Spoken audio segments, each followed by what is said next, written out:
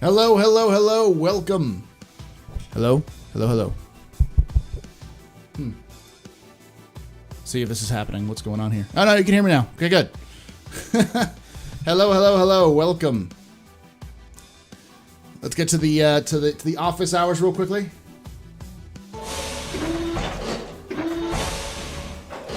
Jeez, a lot of people watching. Welcome, everybody. My name is Paul Berserker01, Batman Shelley, your humble host and space bartender here at the Astropub. Your Professor Galactic Historian. How's it going? How you guys doing? All right, let's go back and look at some questions. Getting a throwdown? No, we haven't. Me and Jackson clearly haven't gotten a throwdown yet. Why did the Xi'an get arrested?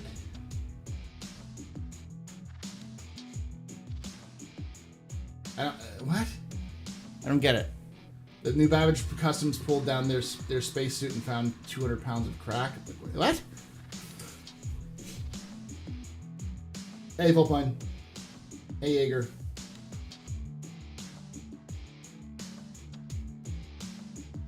Alpha.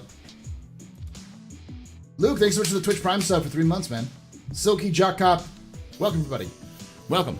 So this is a little early because normally we do this on Thursday evenings, but Thursday was Thanksgiving and I wanted to spend some time with my wife and the family and everything, so we just me and my wife, but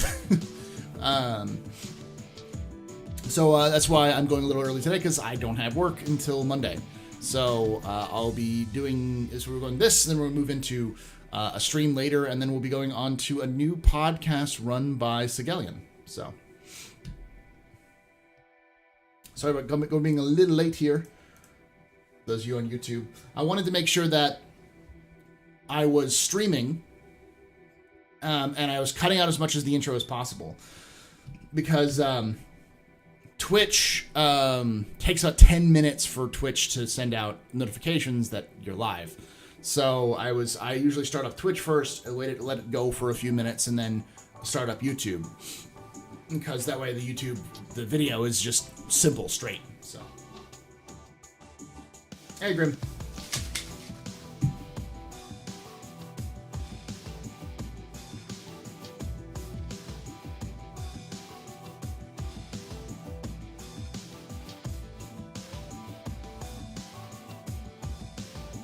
Hey, sci-fi.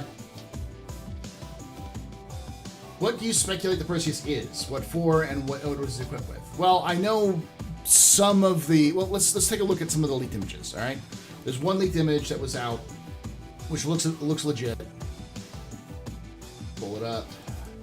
You've all seen this probably, but if you haven't, this is a spoiler because it's a leaked image, but yeah, it's coming out tomorrow anyways. So, well, not necessarily the ship, but the sale is. So, take a look. Feast your eyes on this. This is the Perseus. Now, the Perseus, in the description, as part of the leaked one, is that it is a named after an older ship of the RSI line, to kind of continue its legacy. The size comparisons for it have been fairly interesting. It seems to be about the same size as the Carrack, about the same size as the 600i. So, just a little bit.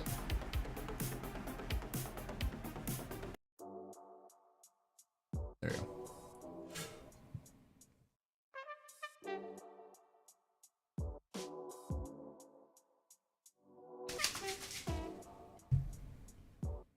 How do you take out the tumbler cyclone after taking out of a ship? What do you mean there, Alpha? Anyone if we can upgrade to it? We don't know. Likely. While it's weeping from that's good. It's fine. So, on Twitch, we'll be giving away a Hull A a little bit later. And for those of you on YouTube, in the coming, there'll be a video coming up in December.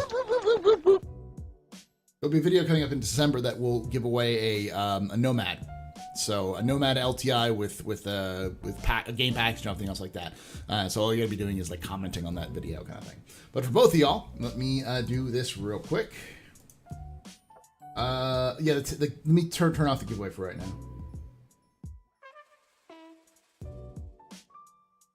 Let me just remove that from the title for right now. Well, you know what? I'll set it up right now on Twitch.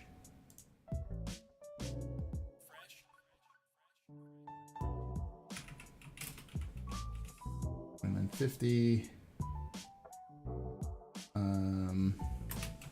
Whole A. There we go. Television advertisements. I think "Eat Fresh" is a great slogan. They managed to convince the entire continent, if not the globe, that eating a foot of bread was somehow good for you.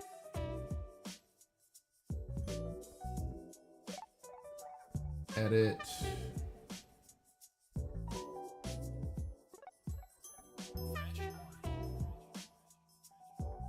There we go. Does the ship show any signs of torpedoes or missiles? No. There are no signs of torpedoes or missiles, just what we assume are 2 size 7 guns on the front, possibly 2 size 7 guns at the bottom as well, kind of in a mirrored format, so a total of maximum 4 size 7 turreted weapons, which are manned. And then on the back, it's supposed to have at least 2 size 3s or 2 size 2s on the for the back of the area for rear protection. So we're not talking about something major. So you did see that it's going to be available for the upgrades, yeah. So like I don't know that information, but I do know that the lore behind it. There's some lore behind it already, which we'll do a video on when it. I'll probably do a video on it next week or week after next. I think it's size 7 as well, yeah. Size 7s are, generally speaking, the smallest anti-capital ship that's out there is a size 7. Size 7 and up, essentially.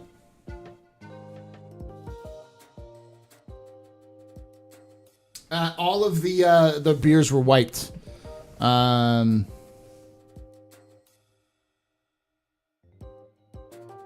Beers were wiped at the end of the week, so this is a new week.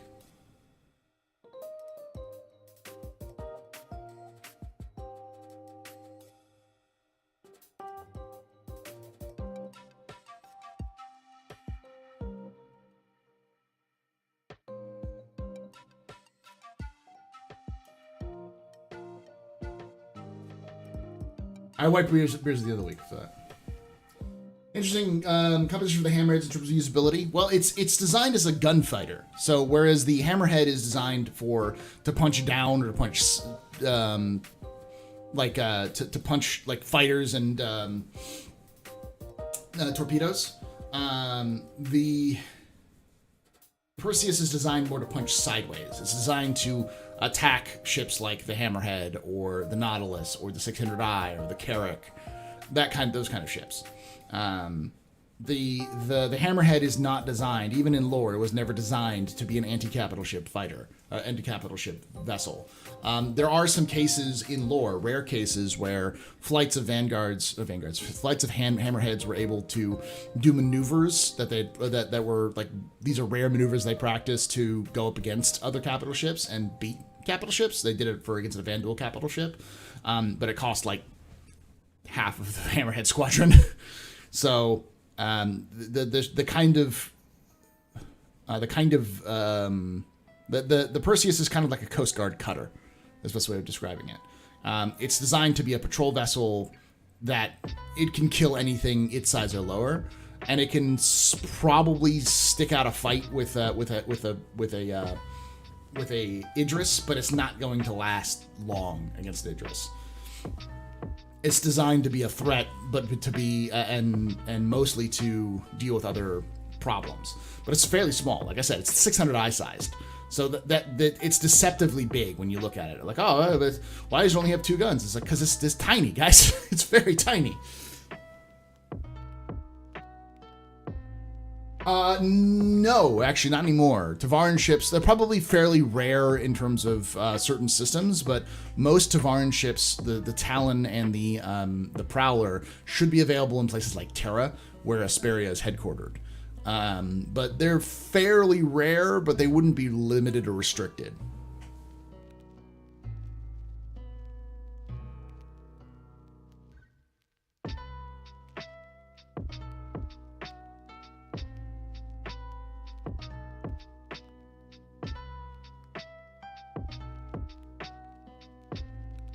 It's the same size as the 600i, from what I've seen.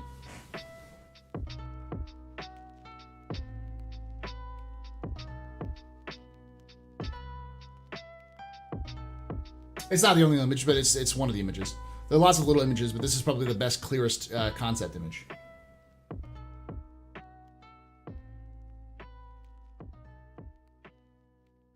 The problem I have with a lot of the leaks images is that they have the hollow imager for it, or they have some sort of reference for it, but they're not very good at scale, and so they say it's somewhere between this and this, because they're really hard to tell with the scale.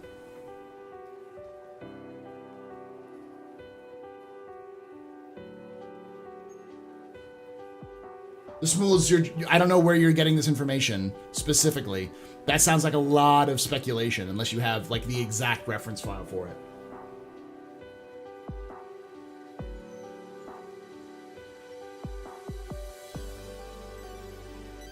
Do you think those barrels are depth charges? Which ones? No.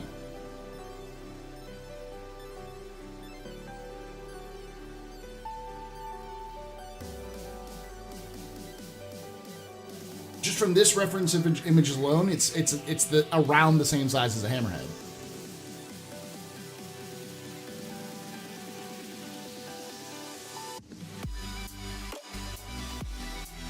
And size 7s make sense.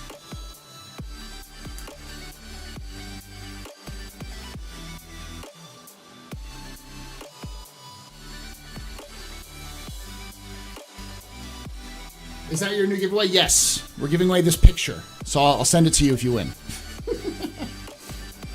Yeah, it's... Here's the thing. For people hoping this is like a Polaris or an Idris, it's not. It's not really either.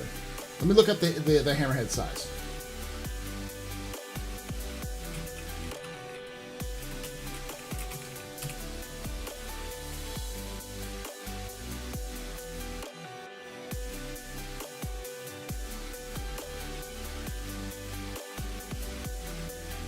$112 meters.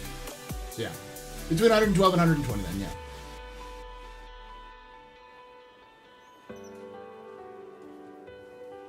The issue with size 7s is they're bigger than the Nautilus's size 7s.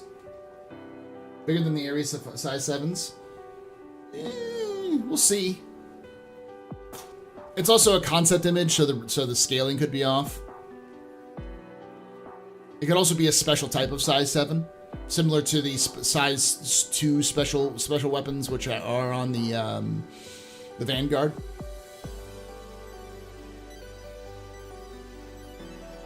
In theory, the side doors drop depth charges. I've never heard anything about that. Is Nomad only cheap LTI for the Expo sale? Yes. The Nomad is the only cheap LTI for the Expo Center. Though all of the ships, you can get the IAE insurance on them, which is 10 years of insurance. That's practically LTI.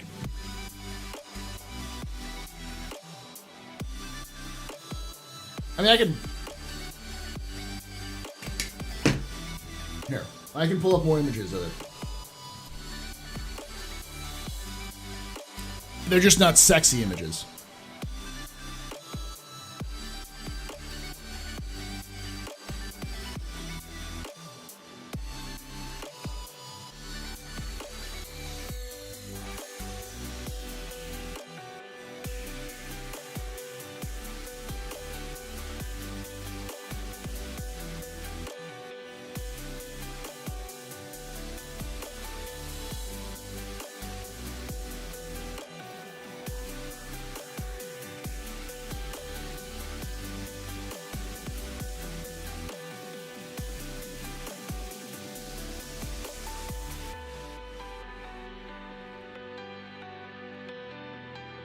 Yeah, for sure.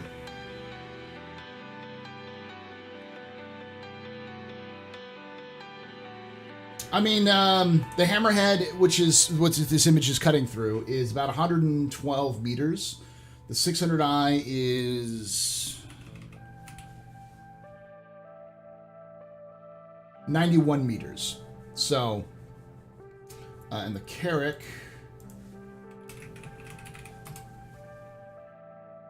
is 126 meters. So it's somewhere between a 600i and a Carrack.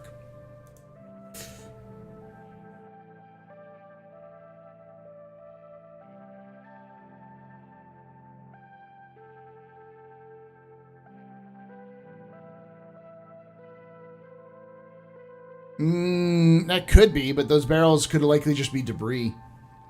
You're talking about like down here?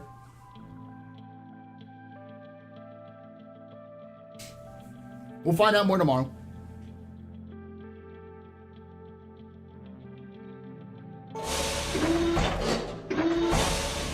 Oh wait, you guys couldn't even see that, could you? You're talking about down here? These barrels? Yeah, that's more than likely debris. And I can read you the actual... here, let me read you the description that was out there. Capable of shredding subclass capital Goliaths, this mere presence of a Perseus is enough to make the most aggressive attackers think twice before engaging, just like its vintage RSI namesake. And this has got a more of a side view on it. I'm looking at it, and there looks to be like a back turret, but there doesn't seem to be a bottom turret. So, but I've also heard that there may be a bottom turret on it. Remember, it's a concept image. This is not going to flyable, guys. This is 100% not a straight to flyable ship. This is a concept ship. Do I think it'll have a snub bay? I don't know, man. Maybe.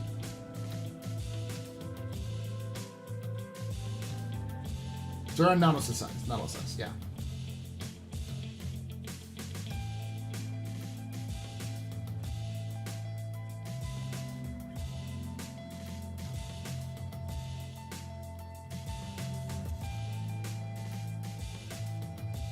No. Its bottom turret. I've seen some hollow images of its bottom turret, which is kind of just like a reflection of the top. So we'll see. I'm very cautious Mr. Perseus and Kraken will actually be able to ram ships effectively, since both ships have been shown to do either in imagery or cinematics. I mean, it's got a pointed front to it. A couple things to put into reference as well. So, Perseus is the name of a Greek hero from Greek mythology. Yes, Percy Jackson is the demi-human, and it's sort of based off of Percy Jackson, sort of based off the myth of Perseus. But the thing you have to understand about Perseus is that he was a monster hunter. And one of the things, for instance, I believe it was the queen of Ethiopia, who was threatened because the king sacrificed his daughter, Princess of Ethiopia, to a sea monster. And Perseus was the one who saved her from the sea monster and in return to like become royalty, essentially. And he took with her, he and this princess went to found the kingdom of Macedonia? Not Macedonia. Mycenae, I believe. Yeah, Mycenae. Any lore behind this? No. That's why they're probably coming up with some lore for it. But I imagine the thing you have to understand about RSI is that RSI makes large capital ships. They make a lot of civilian ships, but almost all of the large capital ships, the Bengal, the Pegasus, and even the Retribution are the Retribution's mostly an RSI ship. So, and the reason why this is because RSI is an older, really old company, older than dirt, over 1,000 years old, almost 1,000 years old at this point in human history. And they have extensive infrastructure around Sol. All of at least one, if not two, Lagrange points around Earth are just RSI production facilities, like just shipyards where they produce Bengals. So they have extensive history of building large capital ships as well as building civilian ships. So my theory would be, since there's a lot of stuff that's coming back from the Tavaran War period, is that the Perseus is a redesign or a refitting of an old RSI ship from the Tavaran War. Knowing the history of the Navy, the Perseus slots perfectly into a time period in Navy doctrine, which I'm calling the Measure Doctrine, which is a removal of large, or like no longer being reliant on large capital fleets to maintain order, and instead focusing more on fighters and patrol craft. So the Perseus seems like the perfect type of ship for that doctrine. It's small, it's got big guns, it'll basically nuke anything its size or smaller, but is able to hold its own for at least a little bit in larger capital fleets. As a result, I would put the original Perseus somewhere between the First and Second Tevarin Wars, or post Second Tevarin War. Since RSI wasn't in huge favor by the Measures, I would say more than likely the end of the First Tevarin War between the two wars. And the reason why it was becoming back now is because the UEE is stretched thin, and most of its capital fleets and even patrol fleets are patrolling Vandal space or near Vandal space to deal with the Vandal wars. So they need any ship they can get that can be staffed for patrol missions inside UEE space to maintain order, because, you know, especially in the frontier systems, places like Odin, there's really no local militia to kind of take over. You have to deal with, you have corporate interests like Shubin, which have their own security forces, but generally speaking, you won't have any local settlements. So any place where you have mostly pirates or smugglers, even though it's technically in UEE space, where you wouldn't have a ton of security options, you have to bring in the UE Navy in order to protect them. The problem about the Navy is that it's expensive for the Navy to send a ship or multiple ships to an area that's not actively in conflict. So ships like the Perseus are perfect kind of way of reducing the cost, because a ship like the Perseus might require 5 people to run. So a full Navy vessel of full Navy Perseus might be 20 people, including support staff and all that kind of stuff. Yet it can still lock down and control a large area of space. You put 2 or 3 of these together, you've got 40 personnel over 2 ships. You're or even 80 personnel, 60 personnel over 3 ships. Math. 60 personnel over 3 ships. You're already reaching the size of an Idris, but with 3 different vessels. So you're dealing with not quite Idris firepower, but a lot more patrol ability to control an area with a lot less cost, because you can always cycle those forces out. So that is, at least in lore, what I think the Perseus is the reason why it's going to be back in.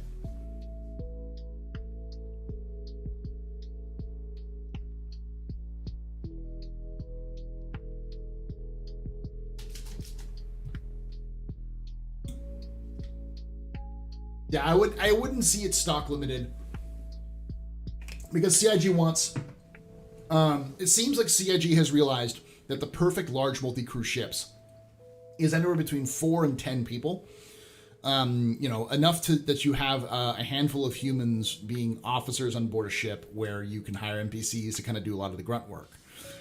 And if that's the case, then it seems like they think that's the case, because all of the big ships they've been releasing are sub-capital, are just below capital, but are way above the size of any other ship. So you've got the Carrack, you've got the Nautilus, you've got the Hammerhead, you've got the Perseus. The Polaris is a capital ship. It's a little bit weird in terms of its size, because it's a little bit bigger. Though I would say it likely might get shrunk a little bit and end up being about the same size as, or maybe like bigger than the Carrack, like slightly bigger than the Carrack. Just because it was obviously envisioned to fall in the same kind of range. So. It's made by the alien Illuminati and is here to take Astropub away for long-term confinement. Shut up, Great Wolf. When are we going to be able to store or spawn ships in these bigger ships? Soon. They've actually talked about that recently, that they're going to be working on that as a long-term goal for the game. So between this, the Hammerhead, and the Nautilus, the funds on the Polaris are starting to seem anemic to me. Guns. No, I mean, the thing about the Polaris is that it's not a gunfighter. It's a missile boat. The Polaris is a stealthy attack craft. It's a PT boat. Whereas these are more like patrol, like World War II PT boats. It's designed to rush in at an enemy, unload ungodly amounts of heavy torpedoes, stick around for a little bit to slug it out if they need to, and then get out. Thus, being able to destroy like capital classes way above its size. Like the Perseus is not designed to do that. It has size 7 guns, but those will be tickles. The size 7, the guns on the Perseus will be tickling larger ships. They won't be destroying larger ships. You'll be lucky to take out like shields with those. But a Perseus mixed with a flight of Retaliators, or a flight of Areses, or other missile boats, like say the Freelancer Miss or the Vanguard Harbinger. You could see them teaming up and taking on an Idris, because like maybe the Perseus can take down its shields, but it won't be able to do much because overheating and such. It won't be able to penetrate the shields. But if you take down the shields, then you've got backup. And again, an Idris takes typical Idris is like probably twice the size or twice the crew capacity of a Polaris or of a Perseus. And then, so for that same amount of crew, you can take it down with, fighters and stuff like that too. So it's a balancing act. Corvette size seems to be sweet spot for large ships, and MSR Corsair Constellation size is sweet spot for medium multi-role. Yeah, Jack Cobb, I agree. Also, if anyone's willing to buy the Apollo Medivac tomorrow, if it's available, you'll have to score 10,000 on the game and RSI side to unlock it. The ability, have the link if I can get permission to link it. Yeah, I got you. Sorry, mods are usually not here this early. So. I'd compare players to a sub. Yeah, you're right. That's probably a better way of looking. It's more like an attack sub. I'm going to park my 890 on a planet and use it as a fancy trailer home. That works too. The Kraken Hollow we had at IAE this year was awfully detailed. Do you think it's in gray box model? Probably. Or at least... No, it's probably a white box, but, who knows? The Ares Infernal Ion have size 7s. Yes, but the Ares... so essentially, 5 Ares will outgun... 5 to 6 Ares will outgun one Perseus. But it requires 5 to 6... people to all good pilots, not just good gunners. You see what I'm saying? The Perseus will be able to survive a little bit longer. The problem with the Ares, the thing about the Ares is that the Ares will probably not be super strong against capital class attacks.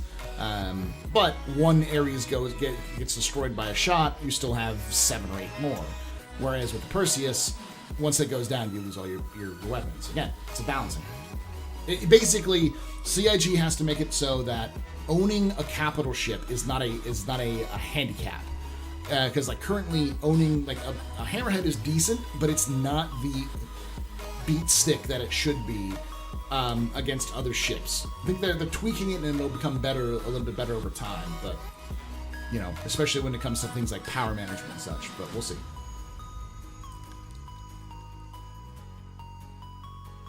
Yeah, we'll see tomorrow.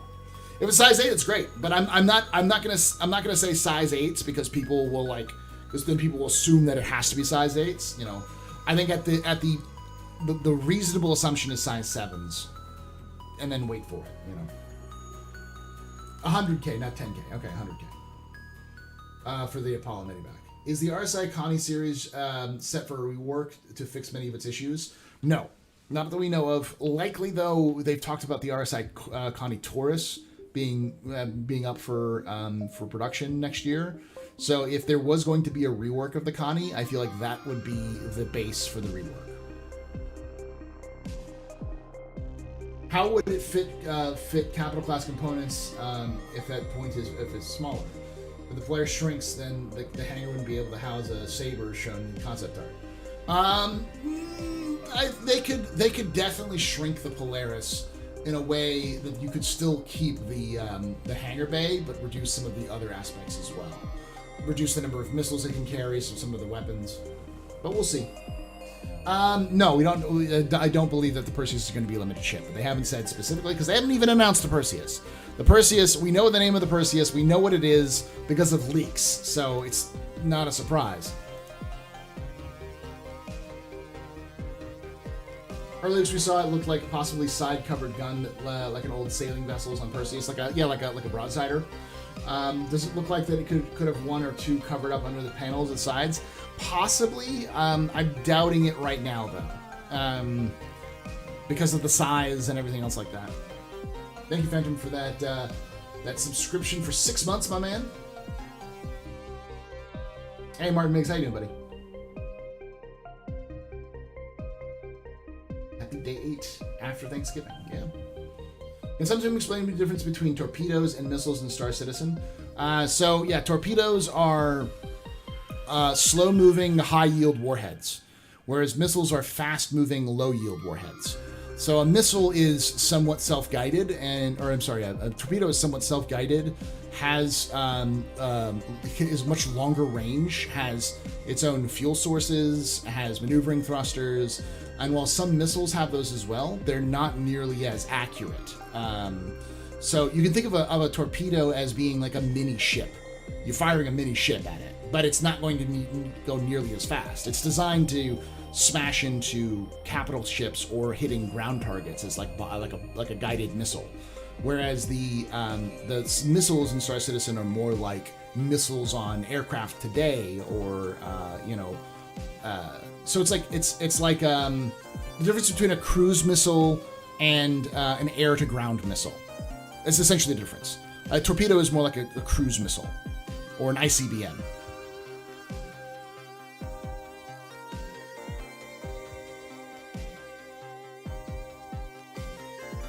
Well, and the reason why they call it torpedo is because, like, it's a trope in sci-fi that you have the Navy, which is in space because it's a ship, and space is like the the new ocean.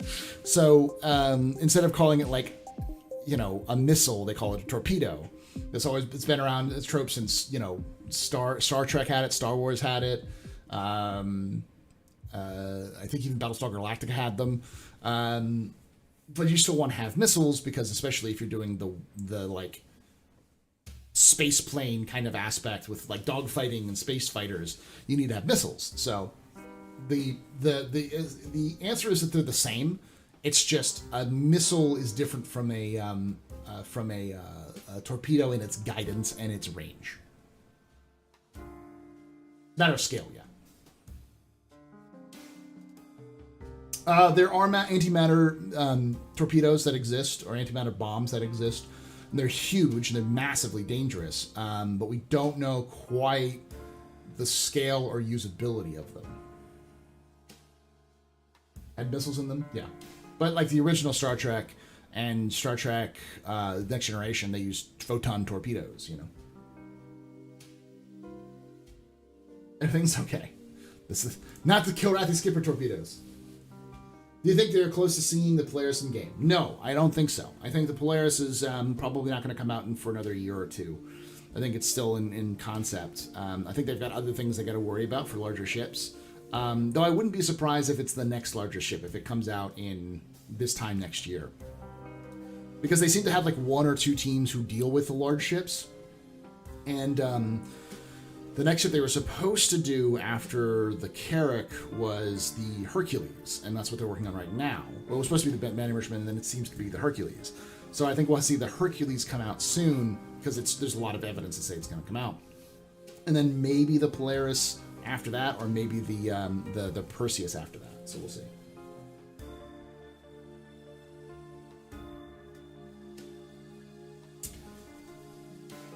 Is there a possibility that the Perseus is going to see the new flak weapons as the secondary turrets? Possibly.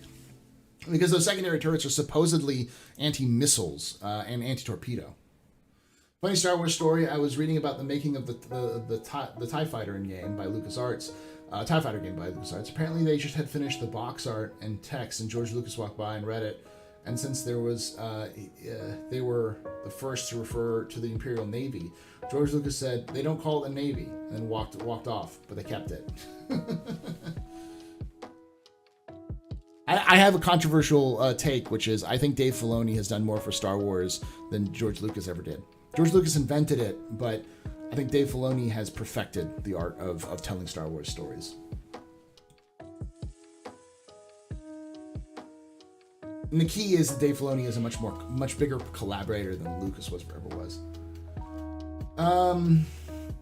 Tagram Unlimited says, I'm at least about the spawn ships on ship concept. I feel it would be extremely bad if they allow spawning more ships than the ship's capacity when it lets space dock that have landed on it. I mean, yeah, it's not going to happen. So the idea of spawning ships on ships is more like you have a ship. It can control this number of this amount of. It has space for this amount of ships. For instance, like you're not going to be able to spawn 2 fighters in an 890 hangar, but you may have like the 85X you can spawn in there.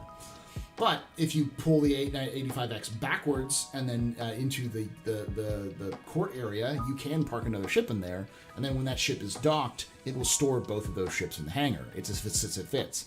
But in terms of spawning it in, when you first pull it out of the hangar, it will be it'll likely be the minimum amount.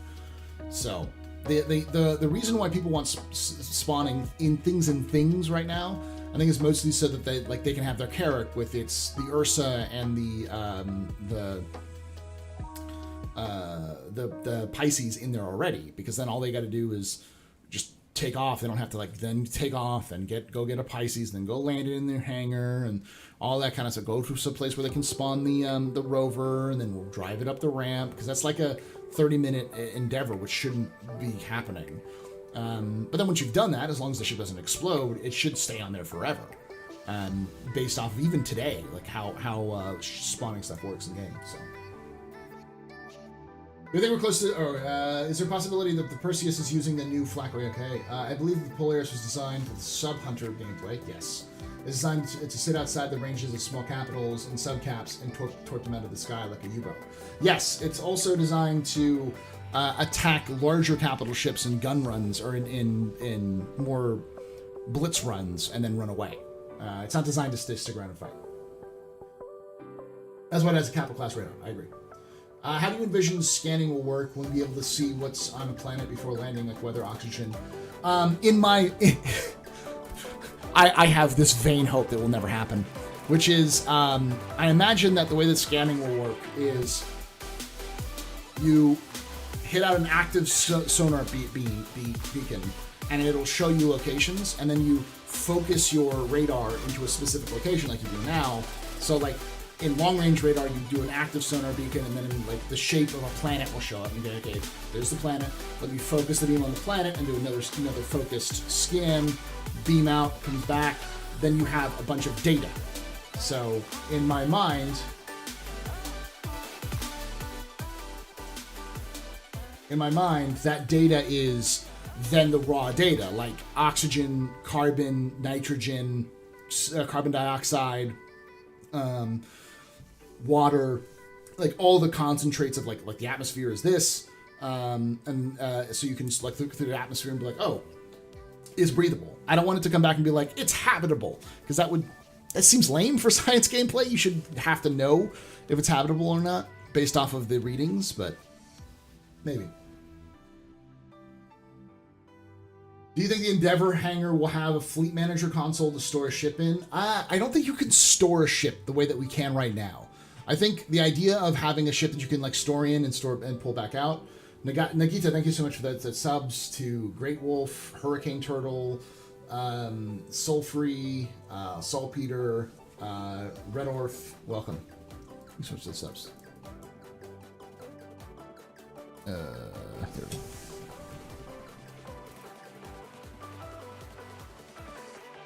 Yeah, no, I agree that Jon Favreau has done a lot for Star Wars, but I think that the thing about Jon Favreau and the reason why he's so successful is that he's a really good collaborator as well. Look at his work on Iron Man. Like, a lot of his work on Iron Man, especially later Iron Man, I think was really good, but people don't really like it. But it feels like Dave Filoni does a really good job of taking Favreau's ideas and then making them Star Wars. And it really does, because like Filoni was in charge of Rebels, was in charge of the Clone Wars, and he was the director and writer for the latest episode of Mandalorian. So I think that's where Dave Filoni excels, is he takes the good parts of Star Wars that have existed from other writers and figures out how to work them into the universe and collaborate with those people. So like Favreau just wanted a space western, and Favreau and I imagine that Filoni was like, let's do a Mandalorian then, because that works. And they collaborated back and forth. Lucas did that really well when he was younger, but it was mostly because he was dragged by his ears by everybody around him who told him, this was a bad idea, George, you need to listen to me. And then that's kind of how things went wrong, was that George in the late 90s, early 2000s had no one observing him, no one looking over him, no one was afraid to say no, George. And he felt the pressure of getting stuff done because he had to get it done because, I need to get this done. This script needs to get written. And so he didn't even bother giving it to someone. No one sat there and said, George, you're George Lucas. you can take a couple of months off and give it to a script doctor. You just call up any script doctor you want. Call up freaking, what's her name? Carrie Fisher. She worked as a script doctor for a long time. Call up Carrie Fisher. She's worked in Star Wars forever. You have her information. Just have her look at episodes 1, 2, and 3 before you fucking produce these things. But he didn't do it.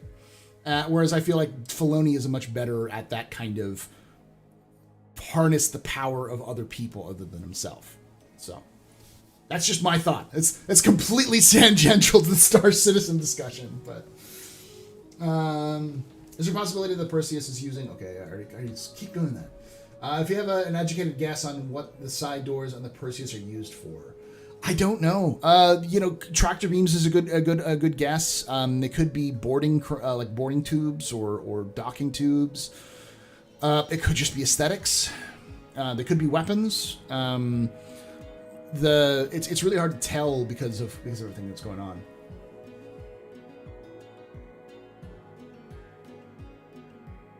Ramps for my talk. I wouldn't be surprised. I've always thought that, like, my inkling, which I don't know is correct or not, is that the side doors are hangar bays, essentially, not for fighters but for military craft.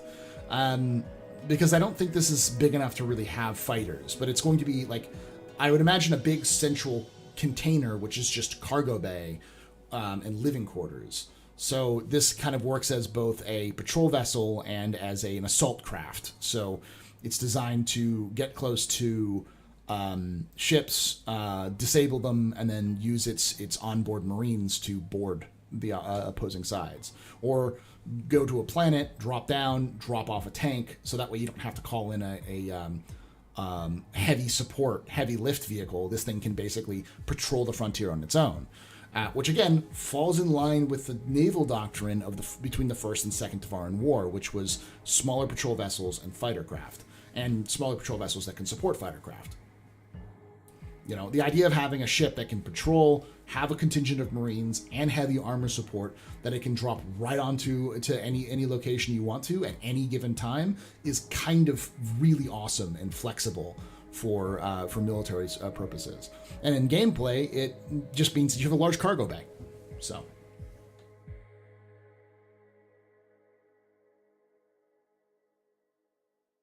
It is smaller. It's not going to be that big.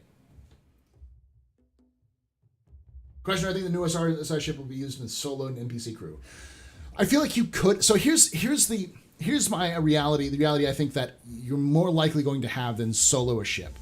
I think you're much more likely to have human crew members who are acting as senior officers. Think Star Trek with like the main cast. You have a captain, first officer, and chief engineer, chief security officer, chief science officer, that kind of thing. And you'll fill out the rest of the grunt work with NPCs, and those chief officers will be the ones who are ordering the NPCs to do work as well as doing work themselves. So you can take a large ship and be able to break up the work and get NPCs, but it's unlikely, I think, you're going to be able to effectively crew a solo ship, just because how do you get people to do things? You're not going to be controlling stuff yourself. No ship is going to be able to hop in, no capital ship, even the Perseus, will you'll be able to hop into the ship, into the pilot seat, and then control everything from there. you will definitely have to give orders. And I've played games where you have to give orders, it's clunky and it's time consuming and there's lag time and it's complicated. But if you have multiple players being able to give orders, it will reduce that lag time somewhat, and will still allow you to crew large ships with player interaction. I think that's the better route that you'll see with solo ships.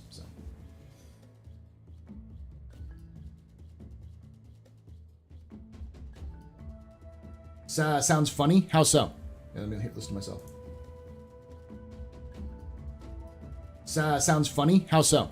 Yeah, let me listen to myself.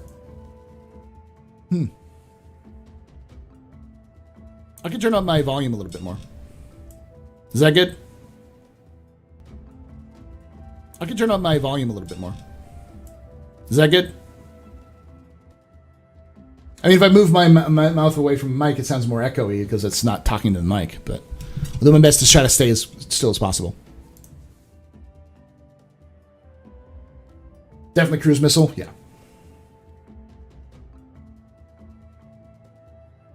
How about drone deployment in the Perseus? It could be. You could definitely have drones in there. I don't know why you'd need I don't know if CSG would do combat drones, but it could. No, people will never refer to Baby Yoda by his actual name. Before this, he was just known as the Child, and no one even called him that. I'd like to see CIG's thoughts on point defense. They've talked about it in the past. They've talked about at one point even like the Phoenix was supposed to have a point defense system in it, and they kind of backed off on that. I think with the missile rework, a lot of what they're going to be doing, I think they want to do point defense again because all of the gameplay. There's a lot of gameplay in Wing Commanders there that you have point defense where you are shooting down torpedoes or missiles.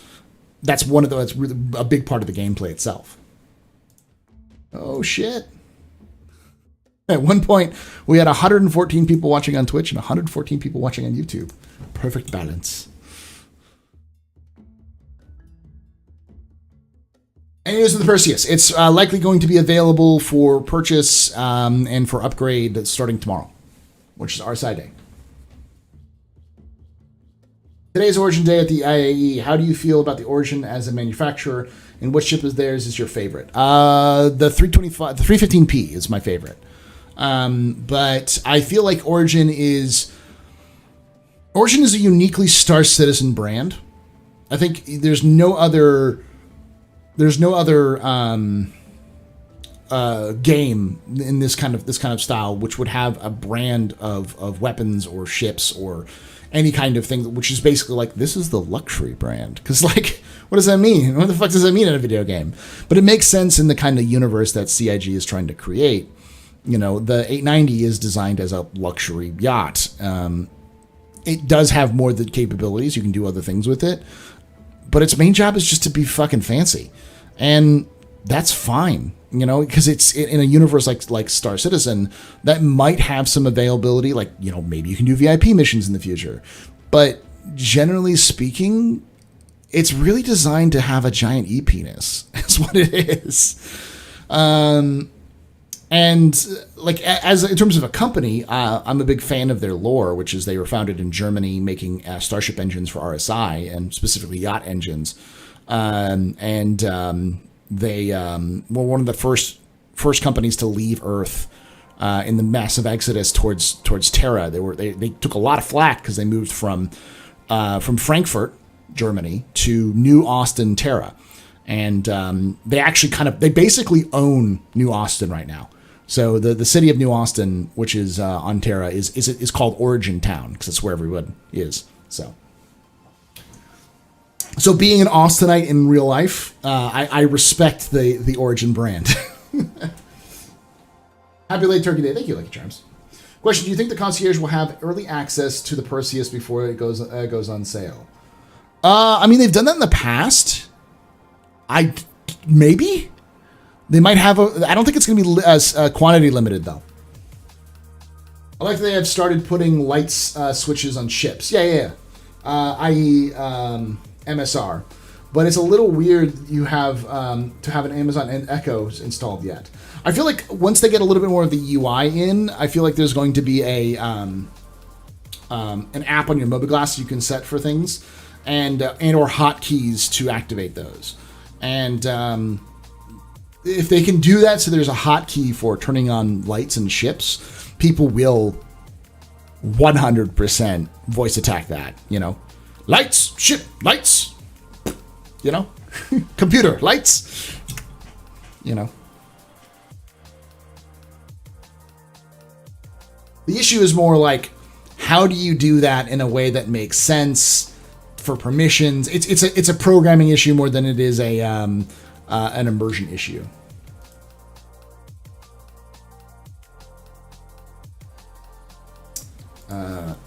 Exclamation point. Yeah, let me make sure that the giveaway is activated properly. I may have turned off the giveaway command. Yeah, I did. There we go. You should be able to see it now. Also, exclamation point December if you guys want to get on the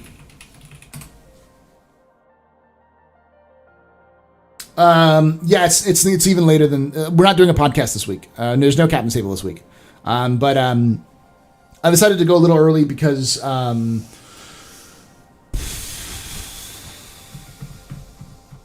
why am I blanking on the name?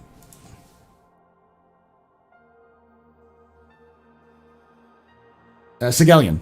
Well, Sigelian asked if I wanted to come on and talk a little bit on his new podcast. So I was like, yeah, sure, why not? So, but I wanted to get in like a good solid stream before that as well. Yeah, no talk Captain's Table this week. We will do Captain's Table next week. But I wanted to have a week that I didn't have to worry about it. Now, what we will be doing on Saturday is a longer episode of The Spice Must Roll, where we're going to be doing a one-shot special with the Star Trek Vasquez crew. So if you guys like Star Trek and you like tabletop RPGs like Dungeons & Dragons, and you want to see Meyer as a Vulcan, and of course Buster as a Klingon, then you should join us for that one. It's gonna be fun. It's a special Klingon-inspired episode. But then after that, we'll probably do another kind of office hours-esque kind of thing where you gotta answer some questions. If Origin is the BMW of the verse, it needs to have a police, taxi, and search and rescue ships like they do in Germany. What do you think? Yeah, for sure. I mean, they definitely have the police ship down with the 325A. The 325A is definitely a security vessel. Rescue ships. I mean, you could easily convert the 300 series into that. But I could also definitely see also that because Origin doesn't have a medium ship line. The closest they have is a 600. But if they had the 400 series, and the 400 series was a competitor to the Drake Red and the Cutlass Red and the Cutlass Blue, I think that'd be kind of cool.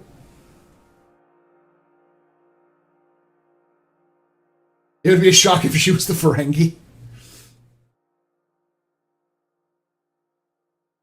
Did I misspell December? I think I misspelled December.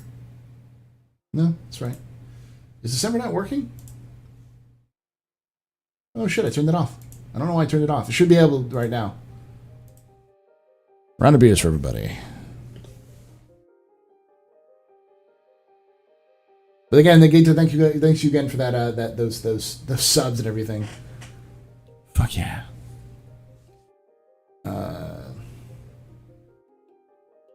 December.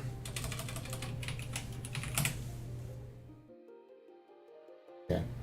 Copy link, and I'll put this in the chat for you guys who are on in YouTube. That's the link. We're giving away a MSR LTI MSR game package courtesy of CIG.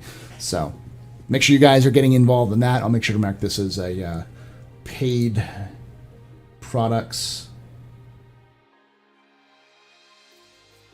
video endorsement. Save. There we go. I put that in there.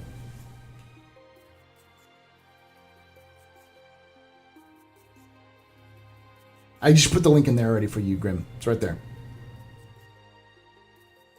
I'd love to see the Origin go into science and have concierge or hospital ship. Yeah, I mean, like I said, I would love to see a 400i or the 400 series, which is more of a utility style vessel with the luxury or the class of Origin, but the like, it's got a hauler variant and a search and rescue variant, which just has some like, it has like level 2 beds rather than the level 1 beds that we see with the Red, and a police variant where it has like some areas for storage, but it's got speed so it can catch criminals and stuff like that.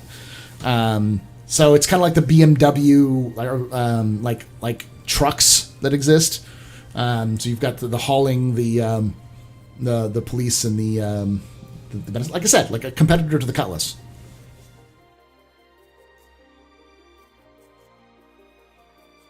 That would be able to be cool to be able to talk to your ship and have it do things in game as an in-game voice attack. At one point, they really wanted to do that, but I think they're more likely going to they're less likely to have their own in-game voice attack and more likely to support voice attack.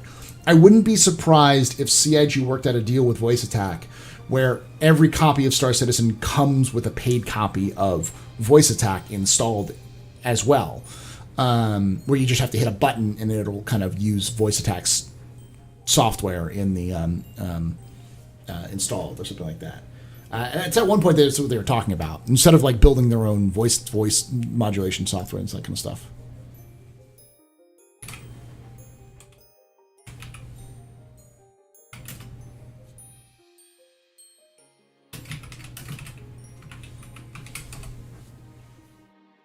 Origin 4077 field hospital ship.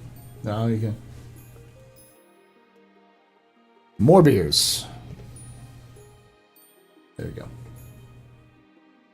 You guys for that follow as well. You guys all for the follows and the subs and everything. A heavily armored VIP transport with shielded cargo area would be cool. A mobster's personal starship. Yeah, I think like I said, you could do like the 400i being kind of a medium, like I said, a freelancer Cutlass variant that has the style of Origin, but has the versatility of that line as well. Generally, of those medium ships, like a combat variant, which is more designed as a patrol/police vessel, a search and rescue ship, which is designed as a like a luxury ambulance, and then a cargo ship, which is designed as like that kind of heavy armored transportation that can be swapped out for maybe even like a personal transport variant, where you can like a Learjet, as it were, kind of similar, something that's competition with the Phoenix.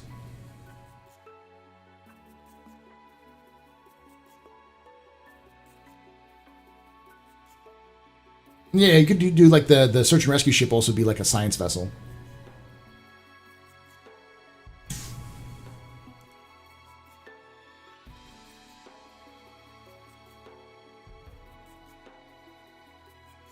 I saw some streamers using voice commands. Yes, eating fruits. They use voice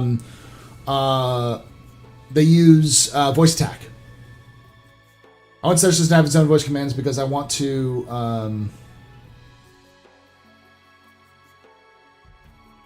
ignore that number. Well, no, what number, Asnog? So I could do specific things like turn on kitchen lights. Yeah. I'd love to see something that granular in Star Citizen. It would add to the immersion and allow for a lot more fun. But that basically what you need some sort of hotkeying. I think if CIG were able to, I know it's already a pain in the butt, but if they were able to have keys set aside for hotkeys for turn local lights on, turn ship lights on, essentially like that granular. So it'll say like turn local lights on. It'll turn on all the lights for that room, or like all the lights for the nearest light switch. I think you could probably do that. It would be a little complicated to do, but being able to set that as a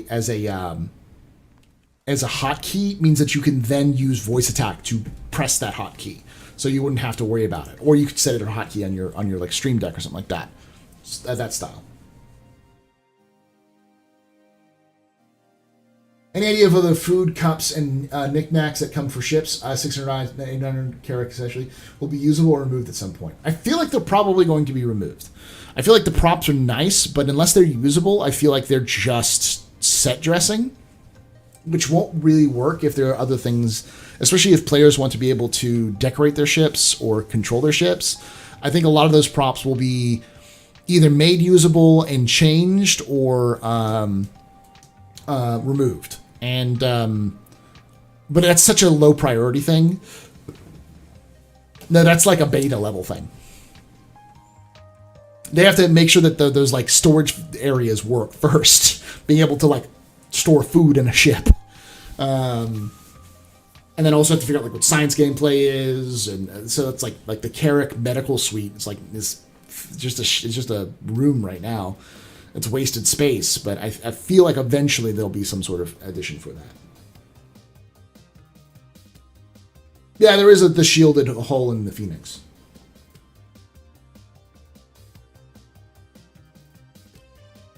$400 series would be interesting for sure. That's the segment of the size ship I'm looking to. I think most people are looking for that kind of size ship, just because it's usually the size ship that you can operate the ship solo easily, but have the option for multi-crew to increase the effectiveness of it. Like a lot of people complain, like why are there 4 seats on a Freelancer? It's like, well, you get the pilot, you get the co-pilot, and then you've got the gunner in the back, but then you also have the ability to have an additional person who's doing support, like comms or shields or power management. And if you don't have the person in the back, you can always have them be dealing with one of those as well. And there are 4 bunks on a Freelancer, so it's not necessarily designed to have 4 people on the ship, but it's designed to be able to be to use 4 people. Similar to there are 2 bunks on a Cutlass, and there's a Rio seat and a pilot seat, but there's also a gunner seat. So you can use 3 people if you want to, but you only need 2. And I think that's generally how I like those medium ships to be, which is like, you can fly this alone. You can do this and effectively crew these things fine. But if you have a person or 2, now that ship is becoming a lot more effective at what it does, which is great. But another problem is that I have a problem where people say like try to fly the Connie solo. They try to fly the Connie like a Freelancer, and it's like, that is a multi-crew ship, sir. Ma'am, sir, or NB, that is a multi-crew ship, not a single player ship. There are 5 seats in the front. Just because you've got some big guns and missiles does not mean that you are supposed to fly that ship solo.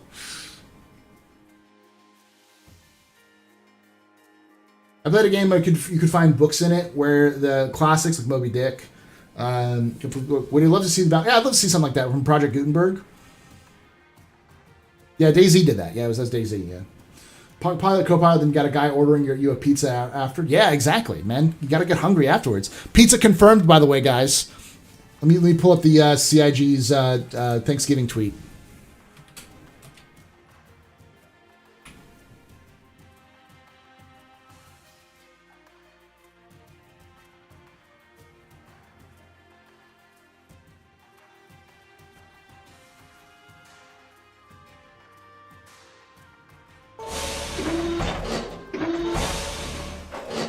Right here.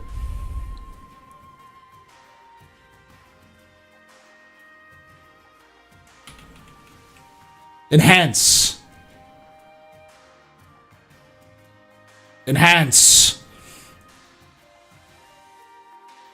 Pizza confirmed.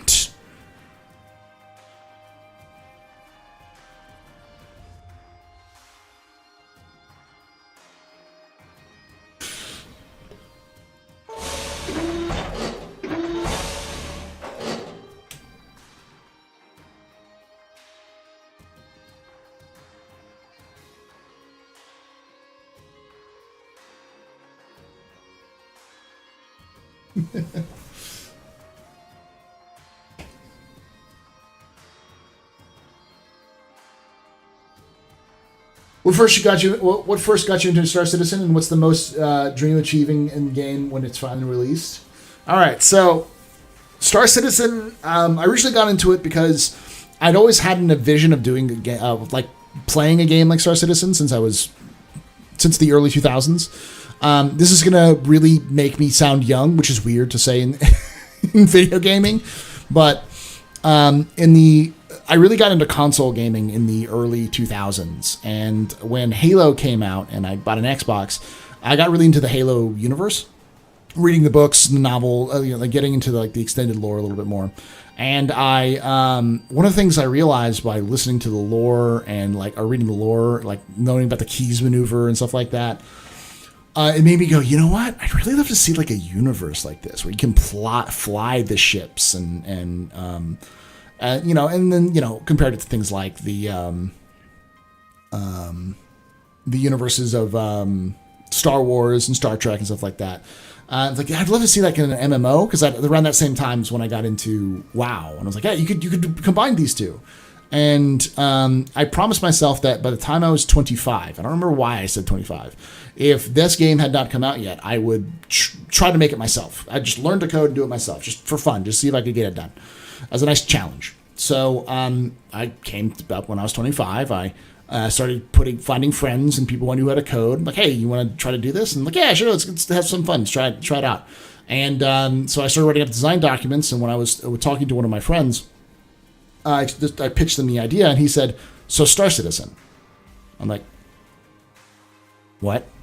You just described Star Citizen. What is Star Citizen? This is in 2012. So then I looked into it, found out what Star Citizen was, and said, you know what? I'm okay now. They're making this game. This is fine. I'll come back to this game when it's closer to early alpha access. Then I saw a video of Scott Manley talking about the Hangar module, and I'm like, oh shit, alpha access is ready. I'm going to log in, see if I can get access to alpha.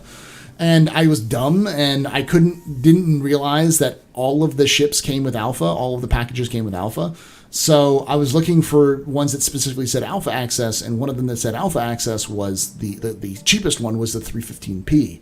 So I just bought a 315p package, which was at like $70. Like, whoa, all right, whatever. At that point, I'd already sunk a lot more money in it than I was willing to sink. And since then, I bought more ships, sold more ships, gave away some ships, and that's the story of how I got into the Star Citizen community. That's in 2013, I think.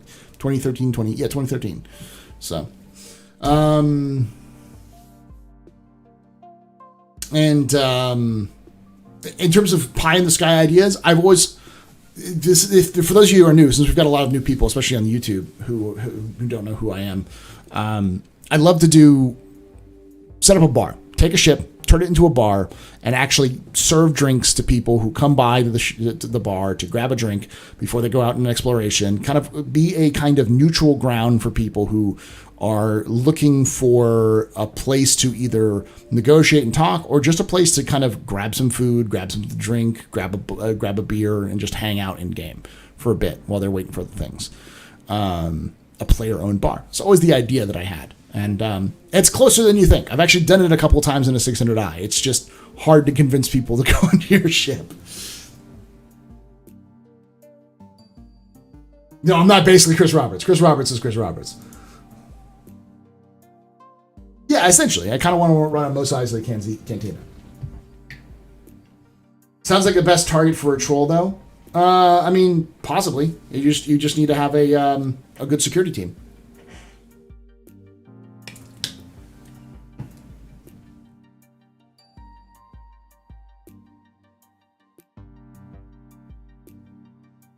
Remember Reach? Yeah. I remember at some point you could carry around our helmet, and it's not intended spot, aka the head. Do you know what made them back off on that? No, I don't know why they said you couldn't carry the helmet. I think they're probably looking for ways that they can hang the helmet. So instead of having it like you have to carry it around and like in the hand and like in your hand, that it'll just like clip off your belt or something like that.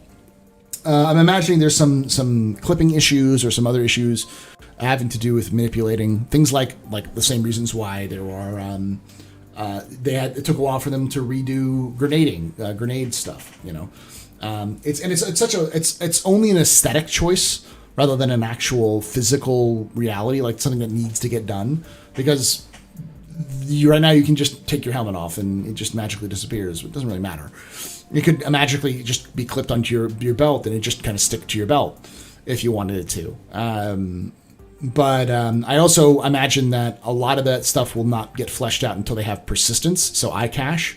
Once they get iCache in, a lot of stuff will start becoming easier for them to do, which will make more sense. iCache, and then also like permanent persistence, long-term persistence in terms of like your equipment and everything. And then what they mentioned, it's about finding where it sits each individual armor. Yeah, that too, which is complicated. There's a lot of armor out there.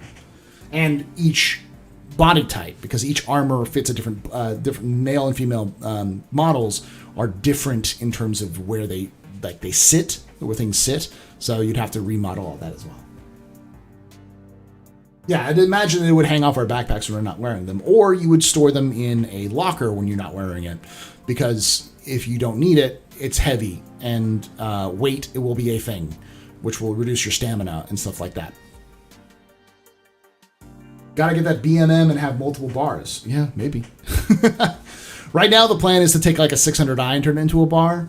I mean, end game is to have, Bob's Moon, a space station that is made out of a Pioneer, where I own the entire station.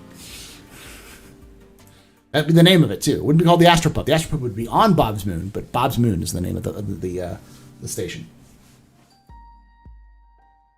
Thank you, Star Citizen Modding. Hopefully you enjoy it. I am... a lot of people seem to be finding it thanks to my lore tours, so hopefully you've been enjoying that as well.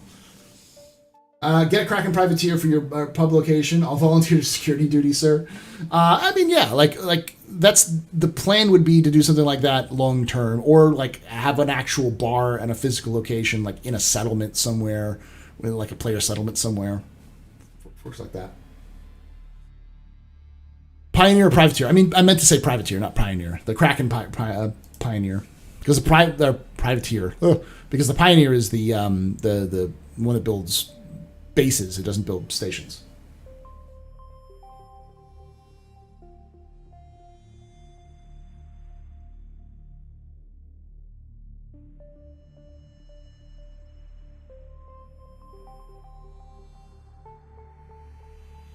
A light RP. I mean, I'm not going to make people be like, oh, yes, we're in space in reality. I mean, it's a lot of the stuff. That's the thing about Star Citizen. A lot of stuff in Star Citizen is already RP friendly, because everything is couched in the terms of RP. It's like in universe lingo. So there really isn't an OOC unless you're talking about Discord and all that kind of stuff. A lot of the stuff you'd be talking about would just simply force you to talk in the language of roleplay anyways. So Star Citizen is itself a light RP game.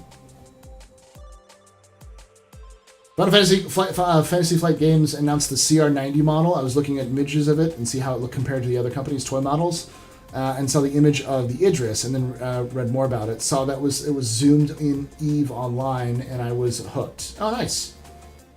Nice, man. That's how you got into it? Nice, Omega. I can imagine why a wily bartender regarding patrons with glorious tales of verse, because lore. Yeah. Lore. How far in development do you think we'll get out of this year? How far in development do you think we will get out of this year? What do you mean, stout sugar? I don't know what you're talking about. You talking about a specific thing, or like how far?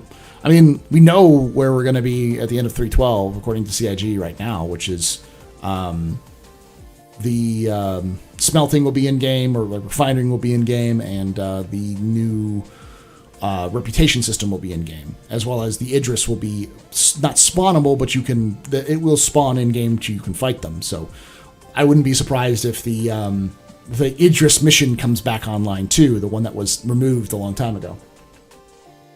I imagine bar stories would be more like, how did you get the 2.6 days? Yeah, exactly. Stuff like that. I mean, you will still talk a little bit about those sort of things.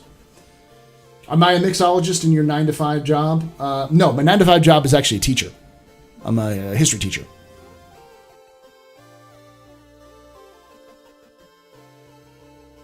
Nice there, Mega. Nice. How far will we get this current year? Are you talking about next year? Next year. Yes, next year I'm confident that by next year they will have iCache will be finished. I feel like that is a confident yes. When will they have iCache finished next year? I don't know. I'm anticipating it'll come out in December of next year. It'll be the last patch or the patch before last of next year. So there's going to be a lot of tuning and a lot of nothing in Star Citizen. I wouldn't be surprised if we got iCache at the end of next year and we got Orison at the end of next year. So we have iCache and Orison coming out at the same time. You got a planet, so it's like, oh yay! And then you've got better performance and more content being able, and that'll allow for more things to get done in 2022. I don't think we'll have server meshing until 2022 at the earliest. However, at some point between next year, 2021 and 2022, we'll get Squadron 42 as well. So there'll be progress. I think the question is what kind of progress, and I think a lot of that progress is wrapped up in iCache, with server meshing mattering, but server meshing only mattering in terms of player populations rather than anything else, and of course map size. But guys, Stanton is huge. Even right now, without Orison in the landing zone, Stanton is massive. You could put 2,000 people in Stanton and maybe never even encounter one person, just in a normal day of Star Citizen. It's super fucking big, and I'd prefer the game have more NPC interactions, have more NPC missions, have more focused gameplay and that kind of thing than have another system in game. Which they'll do it eventually, but if you can make the system fun, expanding those systems will be super easier. So the answer is always later than you expect. Yeah. Taking time to build my new PC when Star Citizen will be worthwhile. Playing a lot, holding off as much as I can. I mean, unless you got other games, man. If you got other games to play, then build a PC. It's not the end of the world. It's going to be years before Star Citizen is worthwhile for a lot of people. Before it's us jump in and play every day kind of thing. Did not hear Pyro. Did I miss it? Nah, Pyro is not coming in until after server meshing. They've even said that Pyro and server meshing are linked. And we'll have Orison before we have Pyro. Orison is Orison, however the fuck you say it, is after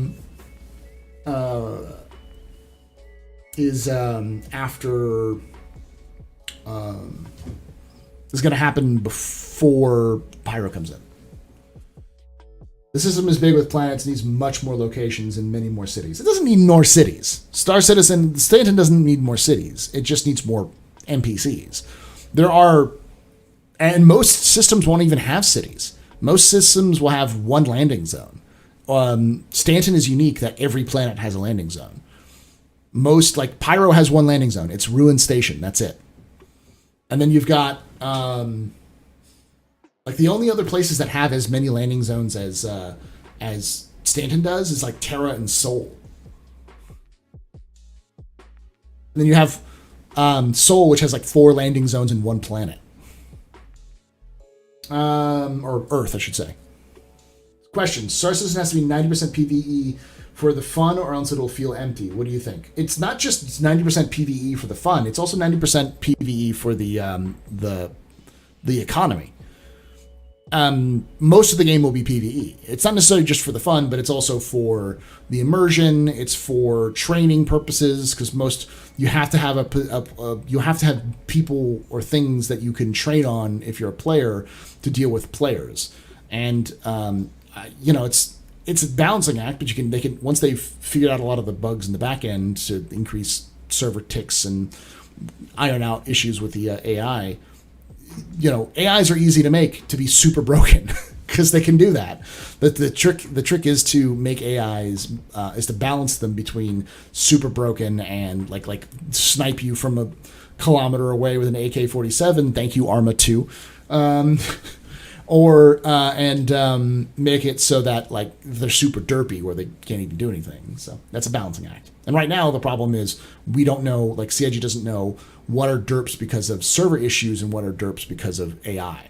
So a lot of that backend needs to get fixed. But you know, the whole point of saying that is that I think that at a certain point AI may be as dangerous, if not more dangerous, than players. So adding some more challenge to it, because you're never going to always have PvE. PvP is not an all-the-time thing. It will never be an all-the-time thing. There might be locations where you can get PvP most of the time, but it's not going to be a regular thing. The only way that PvP being a regular thing would work is if there's a reward for it. You know, like the battlegrounds of WoW, where you can actually get better rewards or higher reputation for doing something. So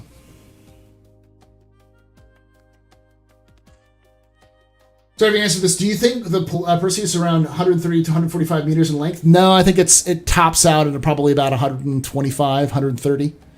It's going to be between 100 and 130. I don't think anything bigger would be kind of weird. I do believe a lot of content and new functions will be held back due to background issues, server meshing, iCache, and stuff. Are being held. Oh, 100% they are. I mean, CIG's all but confirmed those. Does it make sense that lore-wise to have one single general UAE crime stat then when different areas have their own laws and forbidden struggling? No, it doesn't. I hate the crime stat system. I would much prefer something similar to Elite Dangerous, where each system has its own crime stat, plus you have a general crime stat for like a specific faction. That makes a lot more sense. I also don't like the fact that you have a giant GTA ring on your on your screen, because that also doesn't make any sense. I'd much rather it be a Mobiglass thing where you have to access your Mobiglass to know that you're wanted. Because that way it'll teach players to use their Mobiglass and use their journal. Well, people don't even know that the journal exists that actually can tell you exactly what crimes you have committed, what the crimes are in each system, and so on and so forth. But right now they're stuck because of server meshing and iCache. Yes. The big O. What about the big O? Big O action. I like that series.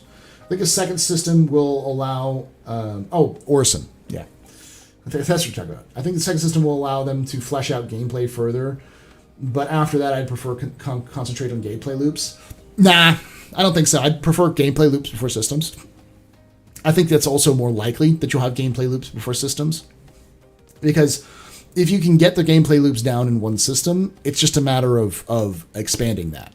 Pyro coming in will not really change anything, because the difference is that Pyro has everything that Stanton has, but you're more chaotic.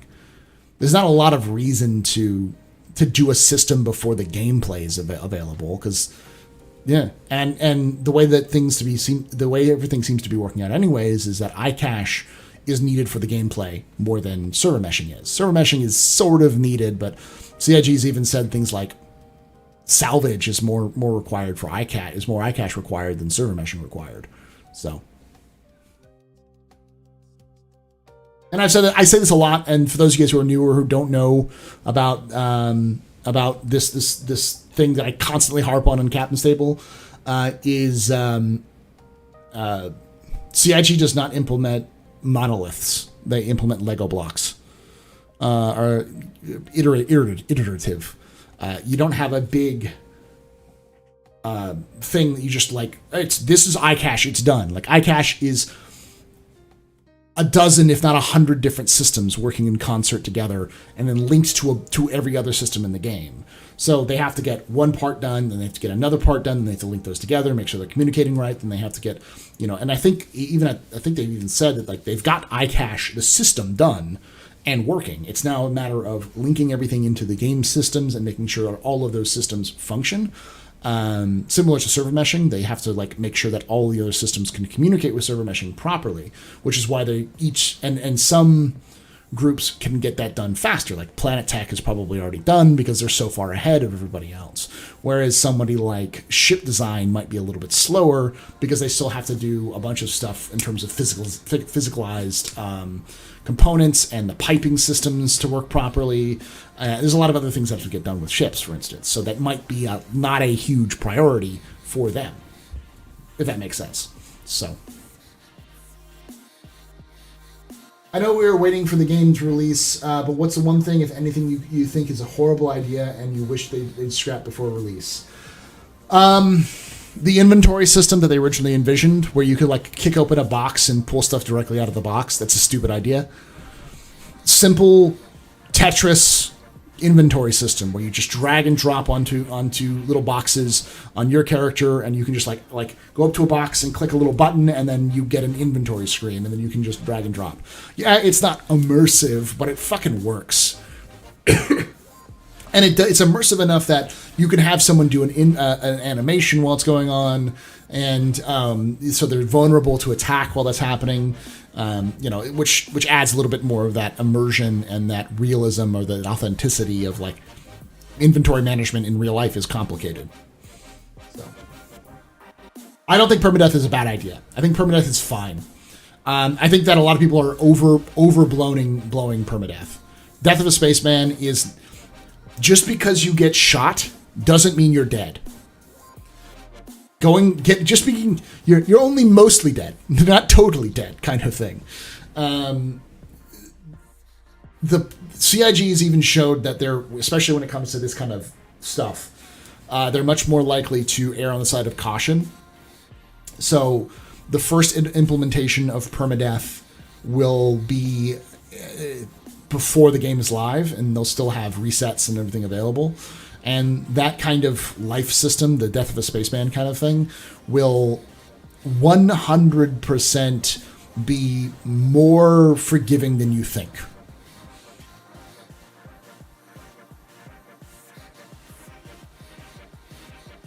And go. Hence the new studio will be focusing on planets and moons. Exactly. Good on underlying gameplay systems in Star Wars Galaxies, but a lack of abundant content to fill out those systems, leading to largely empty. CIG is trying to avoid repeating that. I agree. Yeah. Should have get marked by AI cop to get crime stat, in my opinion. It depends. I think there definitely should be a report crime function for players and for NPCs. Because if you're in an area where there is relay stations, all it takes is a quick shoot, shot off of a message, an SOS, with all of your details on it if they get a scan on you, and now you're in a system. It shouldn't be automatic, no. It should definitely, but you should have the ability to like jam their comms and prevent them from communicating if you're good enough pilot. But there should be a report system rather than it being automatic, About as thirsty as an MSR here. Yeah, we reset all the beers at the end of every week, and so our week goes from Thursday through Monday. Thursday we had off because it's Thanksgiving, so I took that off to stay with the family. But last Monday, when we did the end of the thing, I wiped all the beers. So.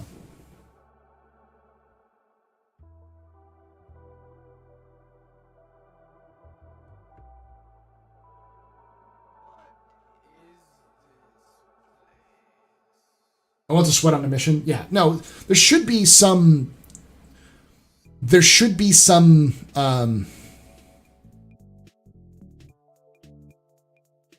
valuing of your life. I forgot what they said in RP communities. It's like NVL, which is not valuing life, where you just kind of run around and do random death matches and stuff like that. You should care about your life in Star Citizen. You should care about your character's health and your ships. And I also think that a lot of the reason why it's just blow shit up and run away is because blowing stuff up is cool. But it's also because the current tech is more focused on that. I think once you move away from big explosions and more disabling ships, you'll start to see survivability go up higher. And you'll see players be more likely to aim for disabling rather than destroying, because I also think that destruction of ships should be, automatic. Like murder should be an automatic crime stat to like highest degrees kind of thing. It's a little different though.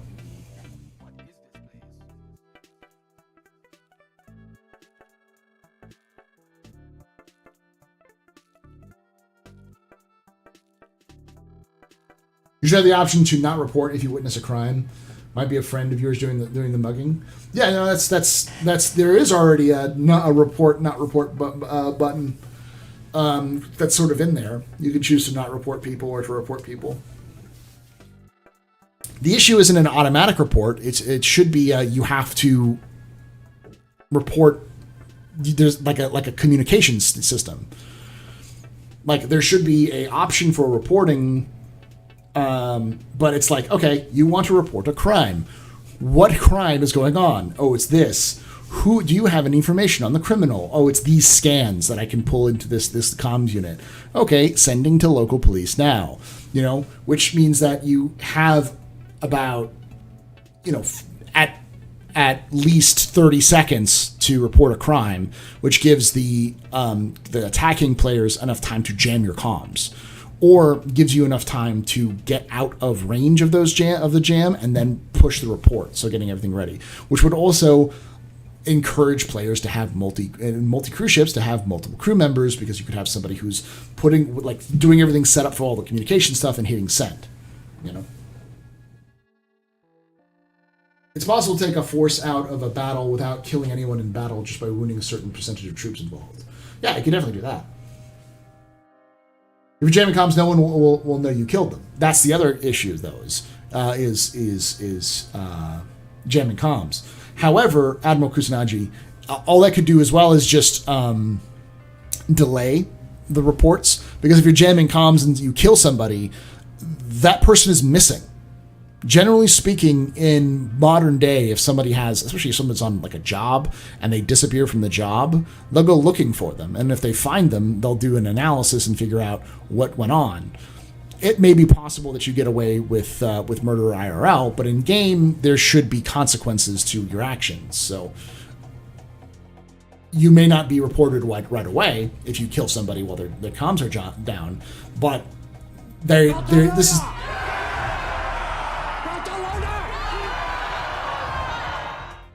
Yeah, investigate missing people on a mission. So it sends a mission out. So there's a lag time, but if you stick around in that system, you're going to get caught. Kind of thing. Red Hat Raid. We're getting raided by Meyer. Hey, Meyer. Welcome everyone from Meyer's stream. Sorry, I turned off a lot of this other stuff. Welcome everybody from Meyer's stream. My name is Paul Berserker01 Batman Shelley. We're doing some office hours right now, so we're just kind of talking lore. Talking game. We talked a little bit about the Perseus. I do want to talk a little bit about the Xi'an. That's why the Twitch title is like that. Thoughts on the 135C as a personal transport? Been coping flack or not, choosing to 315p. Need to hear some good words in my purchase. Lies and forced compliments welcome. Barcelona!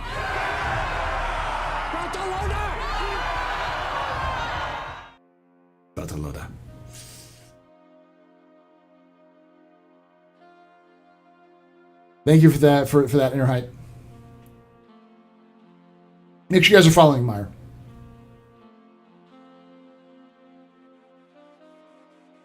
The 135C is a good ship. The 315P is a better ship.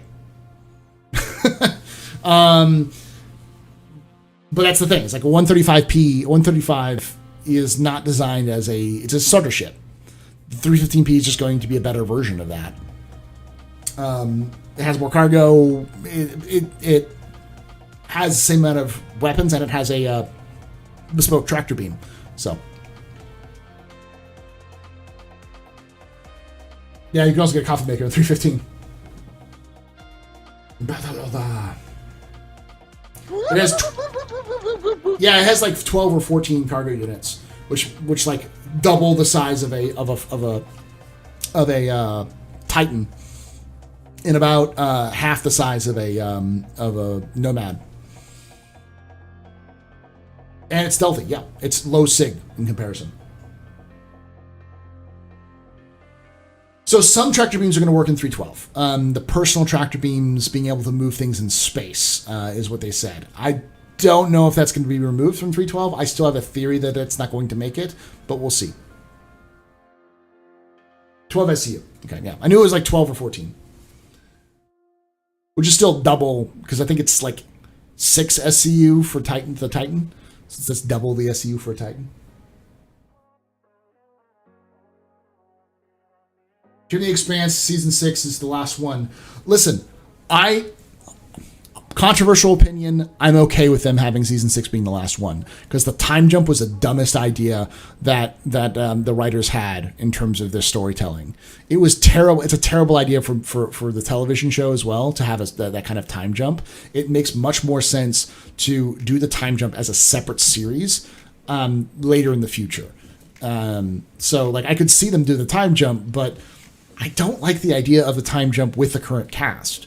It would make more sense to have a new cast that would be cast for the series in terms of for older versions of those characters, or to follow new characters in that same universe. Because Laconia and that whole parts of the books are fun, but they're fun in the sense that they're different. It's the same universe but a different story. Shoehorning in all the old characters feels very lazy.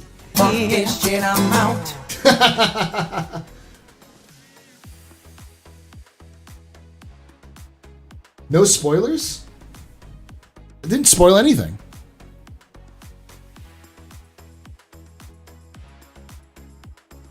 Jesus Christ, guys! It's the books!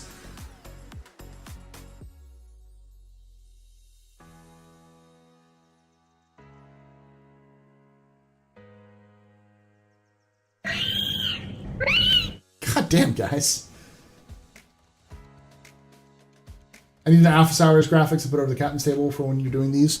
I have it in the title, you know. I also have the Galactic Historian and all the other ones. The idea was that it was all kind of all three of these together.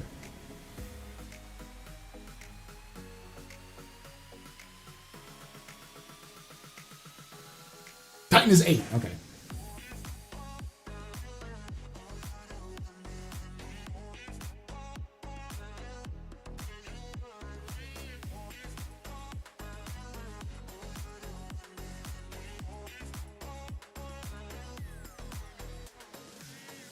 I always find it weird when people talk about spoilers, because there's certain things that I don't consider spoilers. Like background information isn't really spoilers. As long as you don't know like specific plot points, knowing where something takes place. So for instance, like Star Citizen. If you didn't get into Star Citizen, and I told you watched the background or the lore videos that I did for like the intro videos for Star Citizen, you're not spoiled for literally anything in Star Citizen based off of those lore videos. It's mostly just kind of like, hey, this is the universe you're in. So like when I said talking about season 6 or talking about like the books post book 6, nothing I said was spoilers in my mind.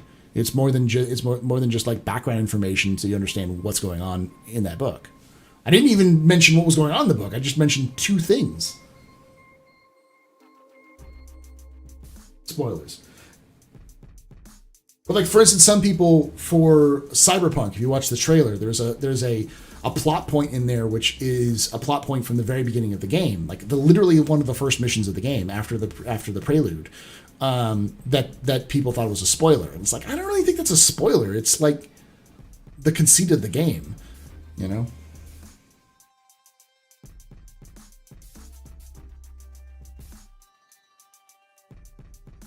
I'm not going to give you guys spoilers on the stories of that area for that. The time jump is not a spoiler.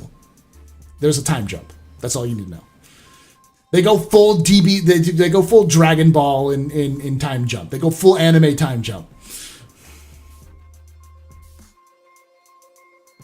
Yeah, that's because they're bad trailers. A trailer that spoils the plot is just a bad trailer. A good trailer tells you enough of the plot to get you interested in it, enough of the background to get you interested in it, without spoiling twists and reveals, because there's no point in that. Now, it's also hard for some movies and some TV shows because, like, for instance, The Mandalorian. This isn't a spoiler for Mandalorian. Even if you haven't seen season 1, you probably already know about Baby Yoda. Baby Yoda was not in any of the advertising for Mandalorian. It was just a space western with a Mandalorian. That was it. The whole like subplot with Baby Yoda, which is the huge plot point, which comes in episode 1 of Mandalorian, was never even discussed. It was a huge reveal, which is fine because the whole thing was sold on combat and action. Whereas, there's some shows which you really need to spoil it, or like it's really hard to advertise it because no one will watch it unless they know the spoilers. The winner must be present unless you're a subscriber, and the giveaway is going to be a little bit later. It's not going to be anytime soon. We're going to be going around for a little bit longer. There's a Baby Yoda? Shut up, Duff and Jack. Did you see the ice cream maker? There's a Baby Yoda ice cream maker? Got Endeavor Master Pack and watching your lore video on Mish Xi'an was hyped for the Xi'an tech for the capital ship, and now I feel like I should melt it and get a standalone Endeavor.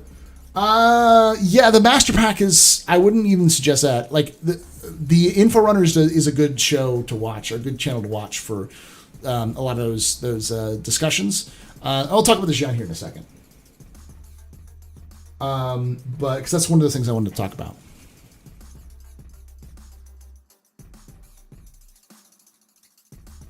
Next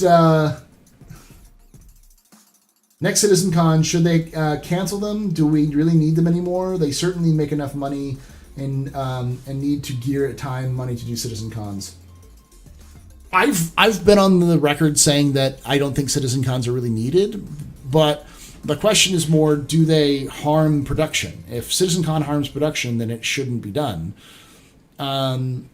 CitizenCon makes sense for a marketing event if you really want to publish the things, but I would say it'd be okay to not do a CitizenCon until Squadron 42 comes out, which would be fine. Like the year before Squadron 42 comes out, doing a CitizenCon is fine. But then again, likely CitizenCon is going to be coming out, or the Squadron 42 is going to come out sometime between next year and the year after that. So that makes sense. Loving the IAE historical floor trolls. Thank you so much for that Prime for 20 months, man. Yeah, a lot of people are. Like, turn on the stream, and YouTube has 93 people watching it right now, with Twitch having over 200. Well, I mean, you did get rated by Meyer. Follow Meyer. Twitch.tv/Meyer. Which, Meyer, are you ready for this Saturday? I don't know if you're still here. Are you ready for Saturday? Are you ready to live the Klingon lifestyle? Mesro, thank you so much for that Prime sub. You are a very important pupper, very impressive pisser, very needed pedestrian. There's more beers for y'all.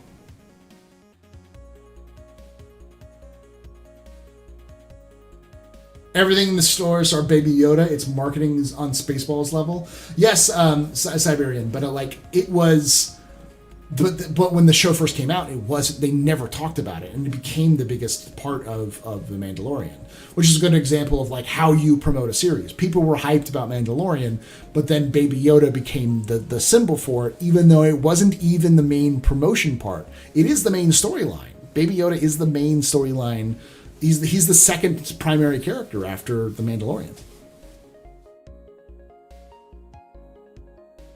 So we're not back to Star Trek on Saturday, but we are doing a one-shot on Saturday. So it's going to be a little bit longer, likely, probably 3 to 4 hours rather than just 2 hours. And it's using the new expansion for Star Trek Adventures, using the Klingon expansion. So, Lore Tour, best tour. Thank you, man. No, this Baby Yoda was always the main storyline. That's the thing. The Baby Yoda has been the main storyline since episode 1.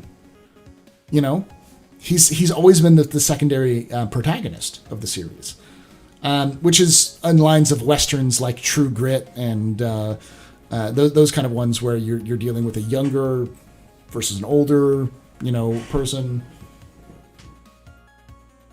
Hey, Jordan, how you doing, buddy?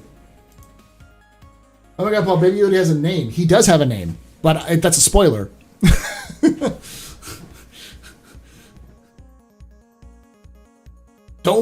I just watched it. I know he has a name, but let people watch the series. Us boomers only know how to YouTube. Yes, but I'm a bot. Of course you're a bot, Otter. All of my viewers are bots. Isn't that right, my bot brethren? Can't really decide and watch randomly one or the other. Haven't really tried both once yet. What do you mean? The Mandalorian? The Star Wars Escort Mission, the Star Wars TV series? Yeah. Didn't even start developing toys until Mando came out, so they kept it a secret. They literally had no Baby Yoda merchandise ready to go. No, they didn't.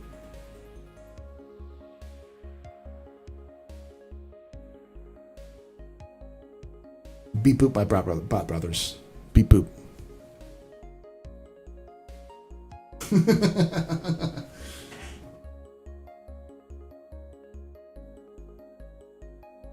You think anyone would watch my content other than robots? Paul Bad.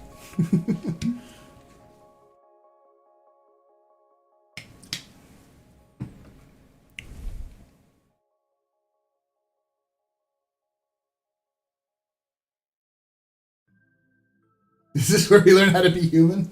Yes.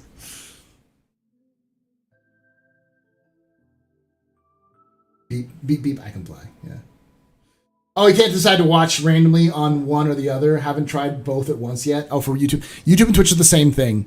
So for those of you guys who don't know, I do this as partially for content on YouTube as well, because some people want longer content, and discussions and that kind of stuff that we do here is more naturalistic. I also do it on Twitch because people like lore. In fact, I've been putting this off. I'm going to talk about the Xi'an, all right? Stop distracting me, y'all. So there's a couple of things we're going to talk about with the Xi'an because I learned a little bit more about them, kind of going in more depth into the lore. So we do know why the Xi'an left their homeworld. They nuked it to pieces. So there was this time called the Great Divide, I think, where the Xi'an great houses fought one another and basically nuked their own planet. And the first emperor of the Xi'an was able to unite everybody during this time of crisis and get everyone off the planet and save the species. And then proceeded to colonize the rest of the their local space.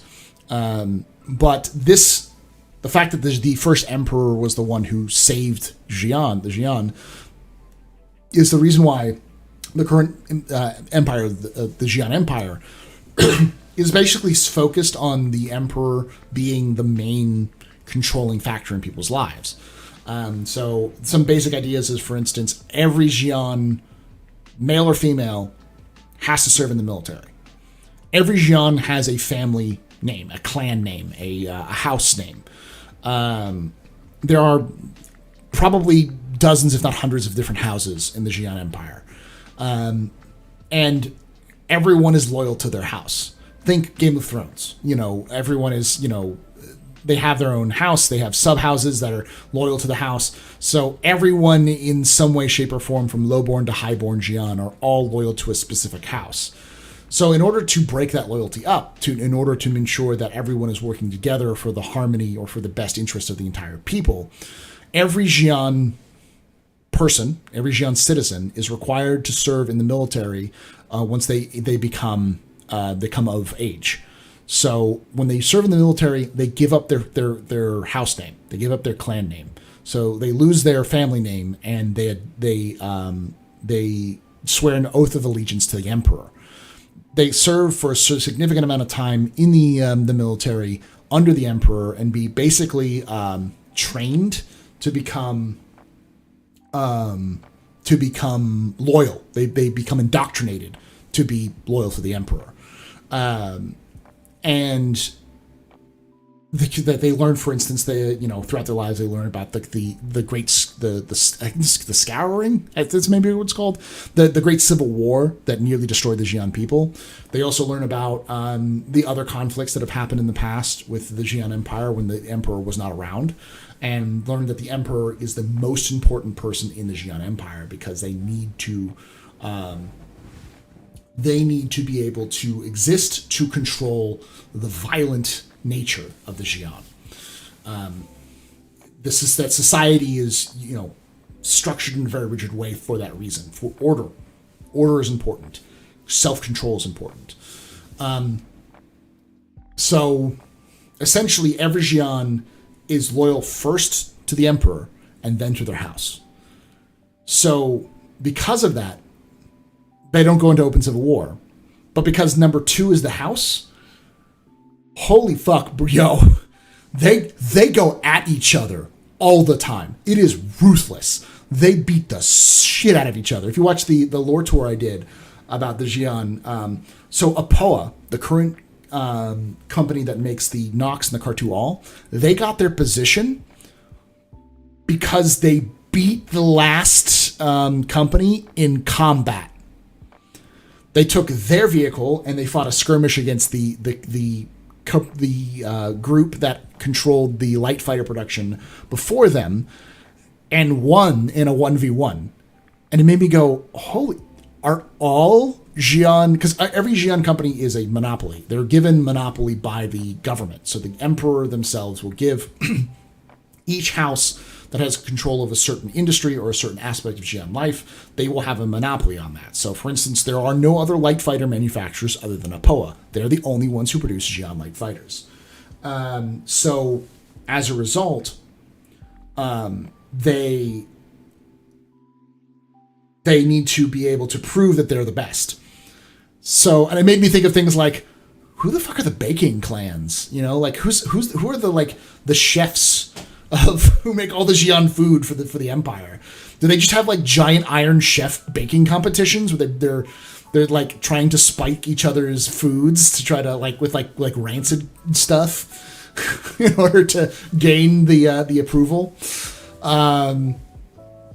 But Apoa, the way Apoa got its position was they made their symbol, the company symbol, similar to the personal sigil of House Cray, who's the current emperor, and basically told the other company, "You gonna attack the symbol of the emperor themselves?" And they're like, "Oh yeah, shit, no, that's bad." So they won because of being bastards. And then all these other companies that are out there, all these other houses which wanted to kind of get a piece of this pie, were like, "Oh, you won because you're bastards. We don't care about attacking the emperor's symbol. We'll just beat you, because then we'll win. Because you are just backstabbing little assholes." And then Apoa is like, "Oh, surprise! That ship was just what we had at the time. But here's our prototype thrusters, which can literally dance around you." And then beat all comers and became the top dog for the last last millennia of ship production has been under control of Apoa, which literally means Corporation of House Poa. So it's controlled by the House Poa.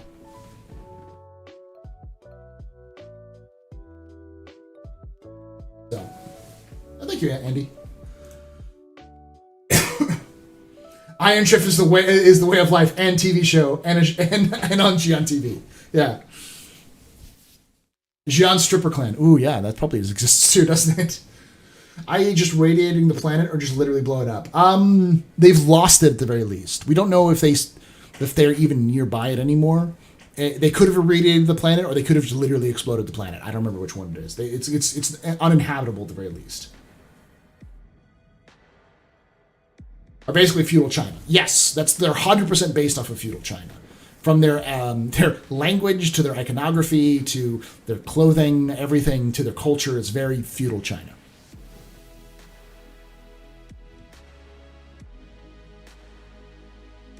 We imported gimbal assists from humans. Your thrusters mean nothing. Food Wars, but with turtles. Yes. Yeah, and Admiral Kusanagi. That's the other thing, is that one of the things that I came to realize is that Xi'an, one of the reasons why Xi'an are fearful of humans is because they're stagnant. Their technology is good because it's always been good, but humanity doesn't rest on its laurels. I mean, it did under the Meser era, but since the end of the Meser era, there's been a huge leaps and bounds of technological advancement by humanity. And I wouldn't be surprised if humans are maybe a century away from beating the Xi'an in terms of technology, if not already beating the Xi'an in terms of technology. And that scares the shit out of the Xi'an because they're long-lived and they're seeing this short-lived human race go from being a bunch of petty dictators to being super fast and super agile and just crazy, building crazy tech. And they're just like, whoa, whoa, whoa, whoa, too fast, what the hell?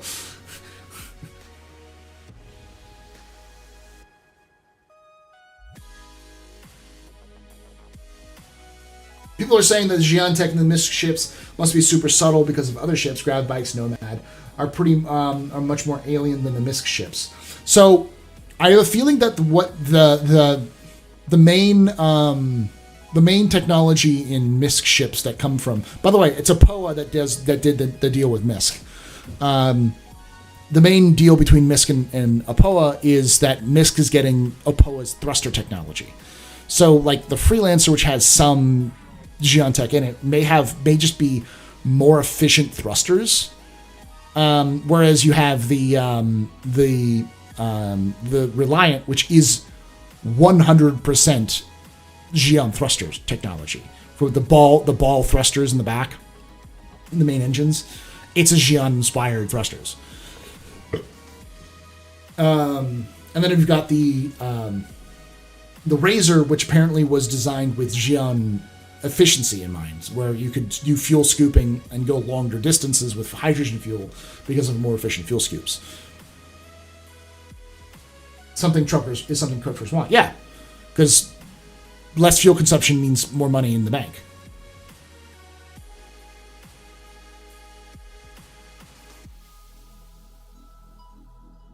Possibly both. They're both the same. Xi'an also create factory worlds where they have entire planets dedicated to factory production. So, the Noxus is in response to the popularity of the Dragonfly. Possibly. Teenage House Poa Ninja Xi'an. Teenage House Poa Ninja Xi'an. Angry in a half shell. Myst and Xi'an deal came in after the development of the Endeavor, I think. So we can expect the Xi'an tech in the pods modules. Maybe the Endeavor may have been an earlier design. We don't know 100%. They haven't really nailed down a lot of the timelines. There are some ships which specifically have an introduction point. Some other ones they've kept kind of left loose. I could see the Xi'an technology ending up like more efficient in the Endeavor, but we'll see.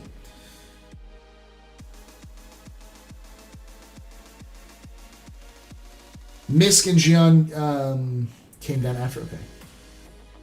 If the Xi'an are carrion feeders, what would their delicacies be like? You ever had kimchi?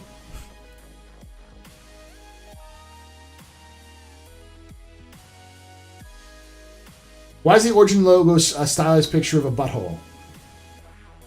Man, Germans like butt stuff. All right, don't ask me. Ask the Germans. I'm hoping we see more variety in the mega freighters. If not terribly happy with the whole sea looks right now. They're probably eating humans. Maybe.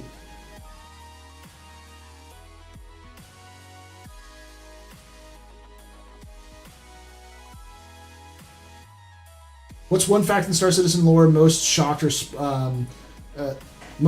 spiked your interest? So, history is weird. The way I've always looked at history, and like a lot of historians look at history, is it's a series of events which have fed off of each other. So when you can find the chain of events that happen, it becomes incredibly awesome to know that understanding this earlier event can help you understand events that have happened more recently, and you can see the chain of events happening, knowing that this person knew this person, who knew this person, who knew that person. So effectively, this person who's alive today is tangentially related to somebody 5 generations ago because of other factors, and may have factored into their whole life experience. So, for instance, for me, it was the first and second Tavaran Wars. The first and second Tavaran Wars are probably the most important events in the history of the galaxy. The first Tavaran War takes place directly after humanity makes contact with the Xi'an.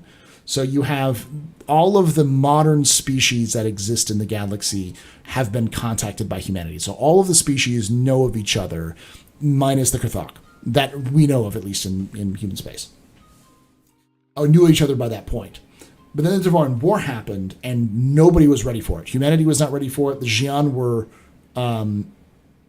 didn't know about the Tavaran, or they didn't know about the Tavaran, really.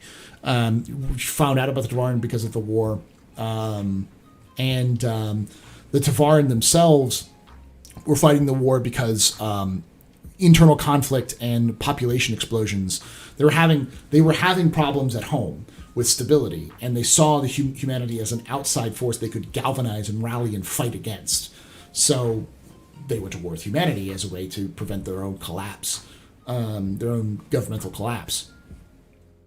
And at first they were very successful, but it forced humanity to become very good at fighting wars in space, and it led to Mezer, who was Captain Ivar Messer, who was just a lowly captain in the EU military, EU division of the UNE military. No, it was UPE military at that time. And he was at the right place at the right time during the Battle of Idris 4, became the hero of Idris 4, ended up becoming promoted to colonel and then general, led the assault on the homeworld of the Xi'an and conquered it, brought the warlord, the leader of the government of the Xi'an, Tavaran, I keep saying Xi'an, led to the homeworld of the Tavaran, conquered it, dragged the warlord, the leader of the Tavaran people, to the floor of the Senate for peace treaties. So this whole event, the First Tavaran War, sets the Mezer dynasty into motion. It also sets humanity into a path of xenophobia, which then puts humanity more into conflict with the Xi'an. And this would lead eventually to the Second Tavaran War. All of the technology captured in the First Tavaran War led to shield technology for fighters, which didn't exist before then for humanity.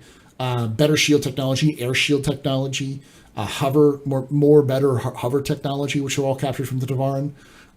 So all of these Tavaran technologies which were captured during the war were improved humanity's technology overall.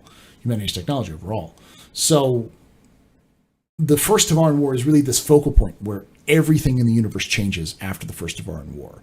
You have kind of like a confrontational but very standoffish universe where people are still kind of figuring each other out. And the Tavaran are the first people just to go, fuck it, and just start punching people. And then everything comes apart at that. The Tavaran lose their whole species, basically. Their culture is destroyed. Humanity goes to become super Nazis. The Xi'an panic because now they're neighbors to super Nazis. The Banu just don't give a fuck because they're the Banu. But, you get this whole idea. So, this one point in history Star Citizen lore is very important, and everything seems to be stemming from it, which is really cool. That's a long way of saying that's what I think.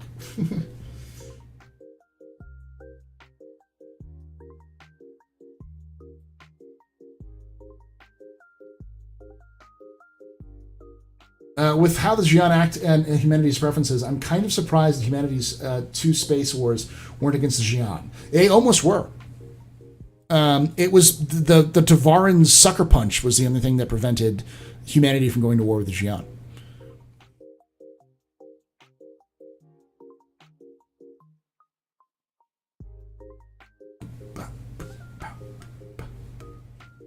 The butt is good though. Hey, dear flight. They had a very long Cold War. Humanity and the Xi'an were in the Cold War for almost their entire contact. It was only up until the 29th century that the Cold War began to thaw. The end of the 28th century is when the treaty was signed between humanity and the Xi'an. And they had made contact with the Xi'an in the 26th century. So it was like 300 years of major Cold War. I think this stagnation of the Xi'an technology can be explained by their extremely hierarchical, planned, specialized society, as opposed to humanity's largely organic expansion, where megacorporations can actually buy planets, rather than all assets being allocated through the state supervision with a clear and definite end goal. Yeah, for sure, Siphus. But the Xi'an also have a several millennia head start in terms of technology. So there is still innovation in Xi'an tech. It's just not nearly as innovative as it's not as organic as it could be. So it's a matter of planned state society versus more free market capitalism. And it becomes a question of, which one's more flexible enough to deal with it. But the reality is that the Xi'an, I think the Xi'an are conflicted. The Xi'an, I would say there are some Xi'an, the older Xi'an, who think that humanity is still a threat. While the younger generations of the Xi'an do not see humanity as a threat, they see them as an ally. I would say the youngest generation of Xi'an probably thinks of humanity as not just an ally, they think of them as the way forward. That they need to modernize their society using helping with humans' examples because of how bold they are with their endeavors. But people like the generation just after Krei, the current emperor, I wouldn't be surprised if they were seeing humans as allies because of their long war with the Krthok.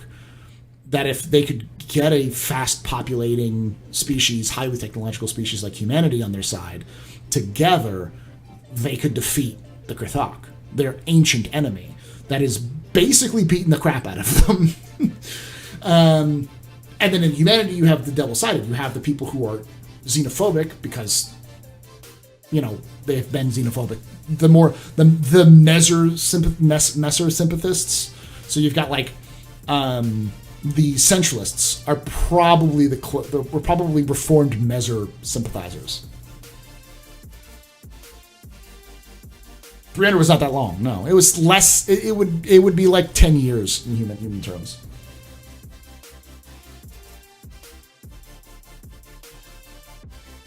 Yeah, exactly. I spent 100 years on that weapon tech, and that human did it in 5. Yeah, that's the kind of the example.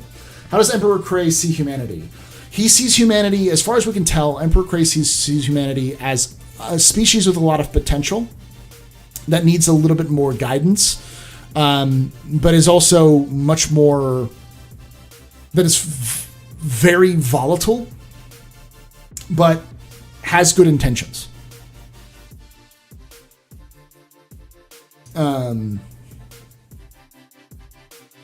Emperor Krei also doesn't have kids. His mom was the first emperor of the Krei family line, she became emperor because of a lie. After the Krthok did a tactical surgical strike and murdered everyone with the right gene sequencing, the right gene copies to become emperor, because there's a specific you have to have the specific genome, the specific mutation to be emperor, and the Krthok figured out who all those people were, hunted them down across the Xi'an Empire, and in a surgical strike murdered the emperor and all of those people with those genetic markings at the same time. That shows you the kind of power that the Krthok have.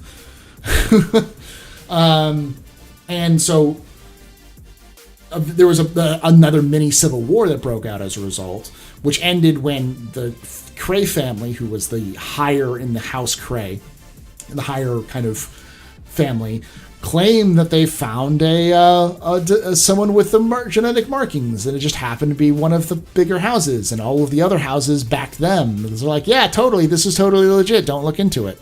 And enough of the houses said, okay, yeah, this has been long enough. I agree that this is the new emperor. And so she had a son, and that son is the current Emperor Krei. He took over for his mother in the 26th century and has been emperor ever since. He's reaching the end of his reign, and he has no heir.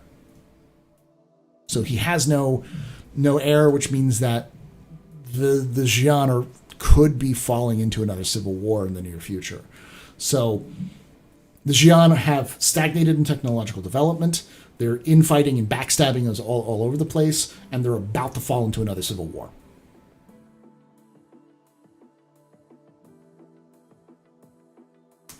Very interesting.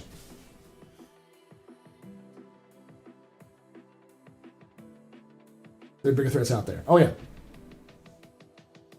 You can see why the Xi'an don't want human contact with Krthok. A human-Krthok alliance would see them as a potential war on two fronts with two powerful enemies, nightmare strategic position. Exactly. That is 100% not what they want to do, which is why the younger Xi'an, I could definitely see the younger Xi'an thinking of humanity as, if they can get humanity on their side, then they have a potential, they can defeat the Krthok. But if the humanity allies with the Krthok, then they're fucked. They have humans. That's the reason why, like, in reality, the Xi'an don't hate humanity, and they're likely not trying to fuck over humanity, because if they tried that, there's a high likelihood that the Krthok would break the ceasefire, or at least the unannounced, the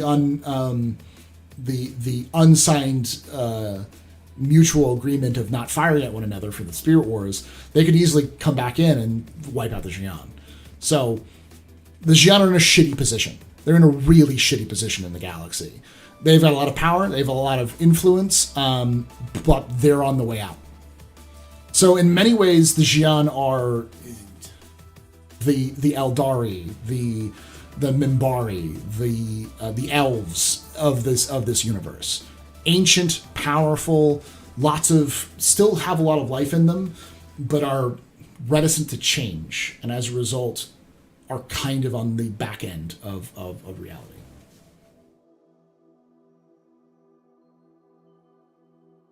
They probably shit themselves when the Retribution was built. When they unveiled the Retribution, the Xi'an military probably moved a couple of fleets to the border. Will the 100 systems include space in different nations? Yes. They will include Xi'an space, Vanduul space, Banu space, and non-aligned space from the UE. Something like how Japan sees the US? Yeah, kind of, yeah. You have to have a tour bus when you don't want to run your space bar for a while. I love all the lore and the tour guide and the lore. Yeah, I'll probably do something like that. Some tour guide. Turtle elves. It cannot be unimagined. Yes. There's some similarities the way the Xi'an see humans and the way that the Asari from Mass Effect see humans. It's a trope. It's a sci-fi trope. The old species, old wise species, and humanity being the younger species. The humanity isn't the youngest species. The Tevarin are the youngest species. And humanity did a genocide on them. So that's also another entirely interesting. And see, this is where Star Citizen's lore gets interesting, because the way that the writers have written this is they wrote a bunch of interesting plot points and then found ways of weaving them together in the universe. So there's no good guys or bad guys in the Star Citizen universe. Humanity is as much of bastards as, the Vanduul are in many ways. But we tend to be more sympathetic to humans because humans are us. We tend to try to be more sympathetic because we can't be bad people, right? We're not the baddies. When in reality, it's a little bit of both. The Xi'an aren't 100% pure-natured, but they're not also bloodthirsty aliens trying to murder you. So, depending on your own personal viewpoint and your own political alignment in game, we'll have different conflicts, and those conflicts become interesting as players have a way of intervening and getting through that. So, did a humanity then? Yeah.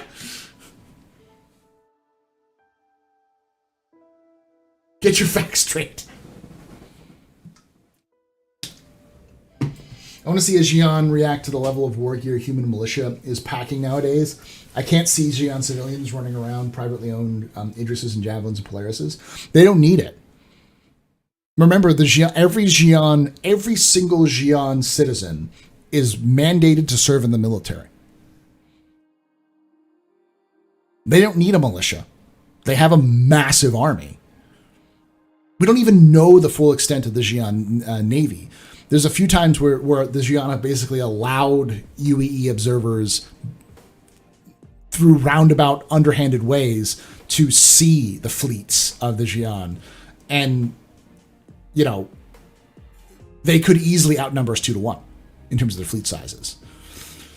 But the Xi'an, are in a weird position. Because if the Xi'an went to war with humanity, they probably get a lot of inroads quickly, conquer a lot of land, but then they'd be bogged down in controlling that land because humans traditionally, even in the UAE, are very good at insurgencies. The entirety of Idris is an example. And as you just mentioned, human militia. Almost every human in the UAE space, especially in near border planets, we're probably going to have guns. And the accessibility, how accessible what are essentially weapons of mass destruction today are to your average person in the UAE means that likely you have to assume that every single human being in the empire is packing heat. If not assault rifles, then, you know, grenades and heavy machine guns and heavy armor and combat class weaponry on ships. Like, it's nuts.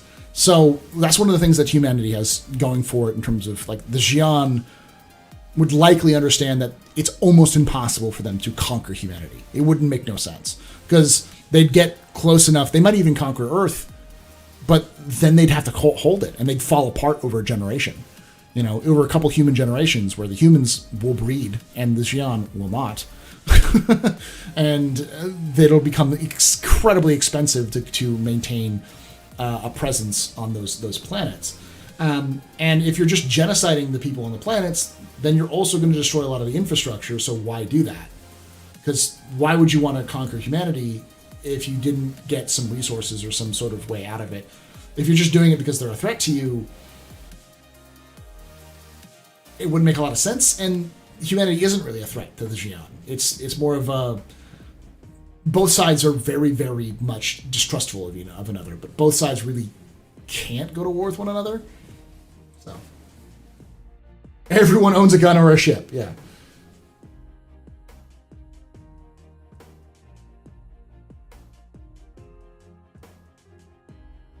Region has an estimated of 50 to 100 billion. They do, but we also, from what we can gather, they also don't tend to breed very high. The average, you know, even though the average Xi'an may live 1,000 years, they may only have, if you look at the Empress of the Xi'an, the highest ranking member of Xi'an society, she had one son. She might have had more kids, but they're all dead. So the highest ranking member of the government, usually it's the person who has the best medical attention, the best food, the best, lifespans, generally speaking, especially in a government like the Xi'an. Only one child? I mean, I'd like to know some more statistics on the Xi'an birthing cycle, but I can imagine that most Xi'an probably, if not by law, can only have one or two kids. If you're living 1,000 years, it would probably become a pain in the butt to try to have more than a couple of kids in your lifetime. So if the Xi'an have low populations over long periods of time, it would be a matter of 2 generations of humanity before they would exhaust the Xi'an's ability to control space, even with 100 billion people, because humanity, like, we're talking probably like 20 billion people on a planet, on like Sol or Terra. You know, I have to look at the actual population numbers, but we're also talking about billions of people on the core worlds of humanity as well. So, any guesses on what will fit in it? Fit in what? The Perseus? Probably the snub fighters. I can imagine you could probably move into that, but you're probably not going to be able to put, and maybe tanks, but there's no landing pads necessarily in there.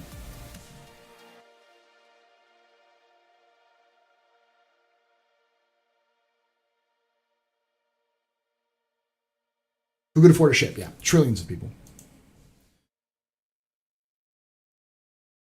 I play games online. We have more than 2%.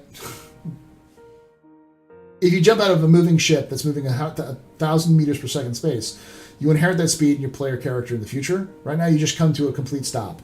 I think there'll always be you coming to a stop at some point. I don't think I think they want you to be able to inherit that speed, but they also don't want you to have to like going at 1,000 meters per second and just going off forever, because then it'll be impossible to catch you. So they'll probably do somewhere in between. Right now, it's just a physics issue. Is the drift. I know the Xi'an Emperor needs its genetic markings, but it doesn't ever state the genetic markings are unique to Xi'an. We share 2% of DNA with bananas. Imagine how much more we could share with it. How do I know how long I have to stay in prison for? So, Alpha, you go to the middle section of prison when you're in prison. There's little pads. You go to there, and it'll have a timer on it. And you click F and then like access, or just like click on it, and you should be able to see inside there. The times are in-game. Yeah, it's in-game time. No, that's IRL time. So if it says 10 hours, it's 10 hours of IRL time. Now, if you go mining, every mineral you collect and then deposit, that will reduce your sentence. You get credits for it. Do you think we'll ever get to a medium Xi'an ship to own? Yeah, the Xi'an cargo ship, I think, is a medium ship, is the one that they're in concept. We still have 2 from last CitizenCon. We're still missing 2 ships from that list, which is the Xi'an cargo ship and the human refinery ship. So, Pisces landing craft, possibly, yeah. Aberdeen, it does kind of, doesn't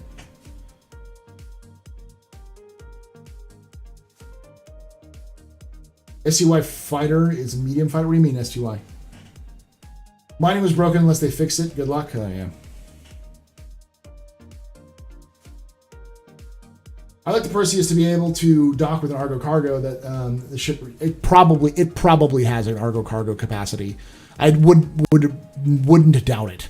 A lot of capital ships are designed with to have bespoke Argo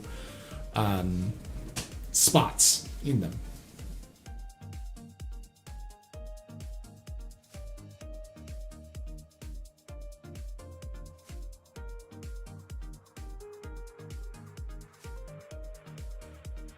All right, y'all. Let me post this in chat for those who are on YouTube.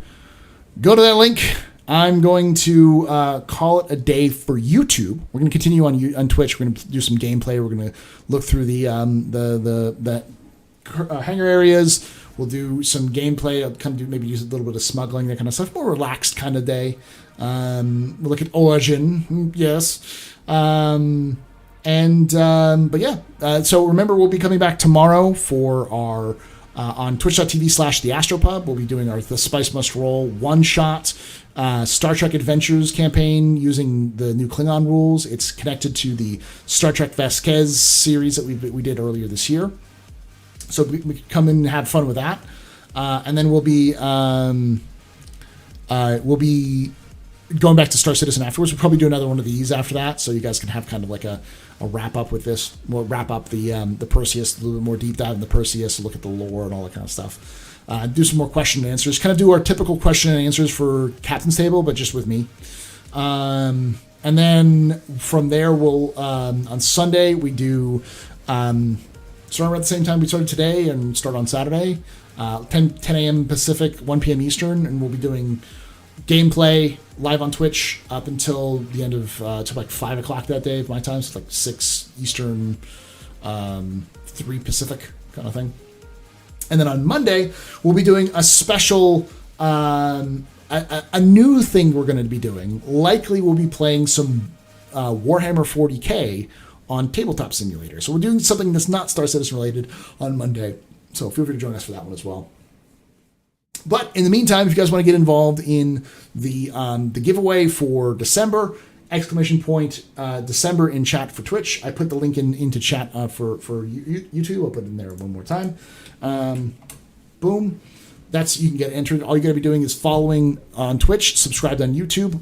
Both are absolutely free. There's other things you can do as well, but it's a LTI Mercury Star Runner package, courtesy of CIG. So thank you very much for that. But yeah, for the rest of y'all, I'll see you guys a little bit later. So I'm going to take a quick break for those of you guys who are on Twitch. So don't go anywhere, but we'll be wrapping up here. Later, y'all.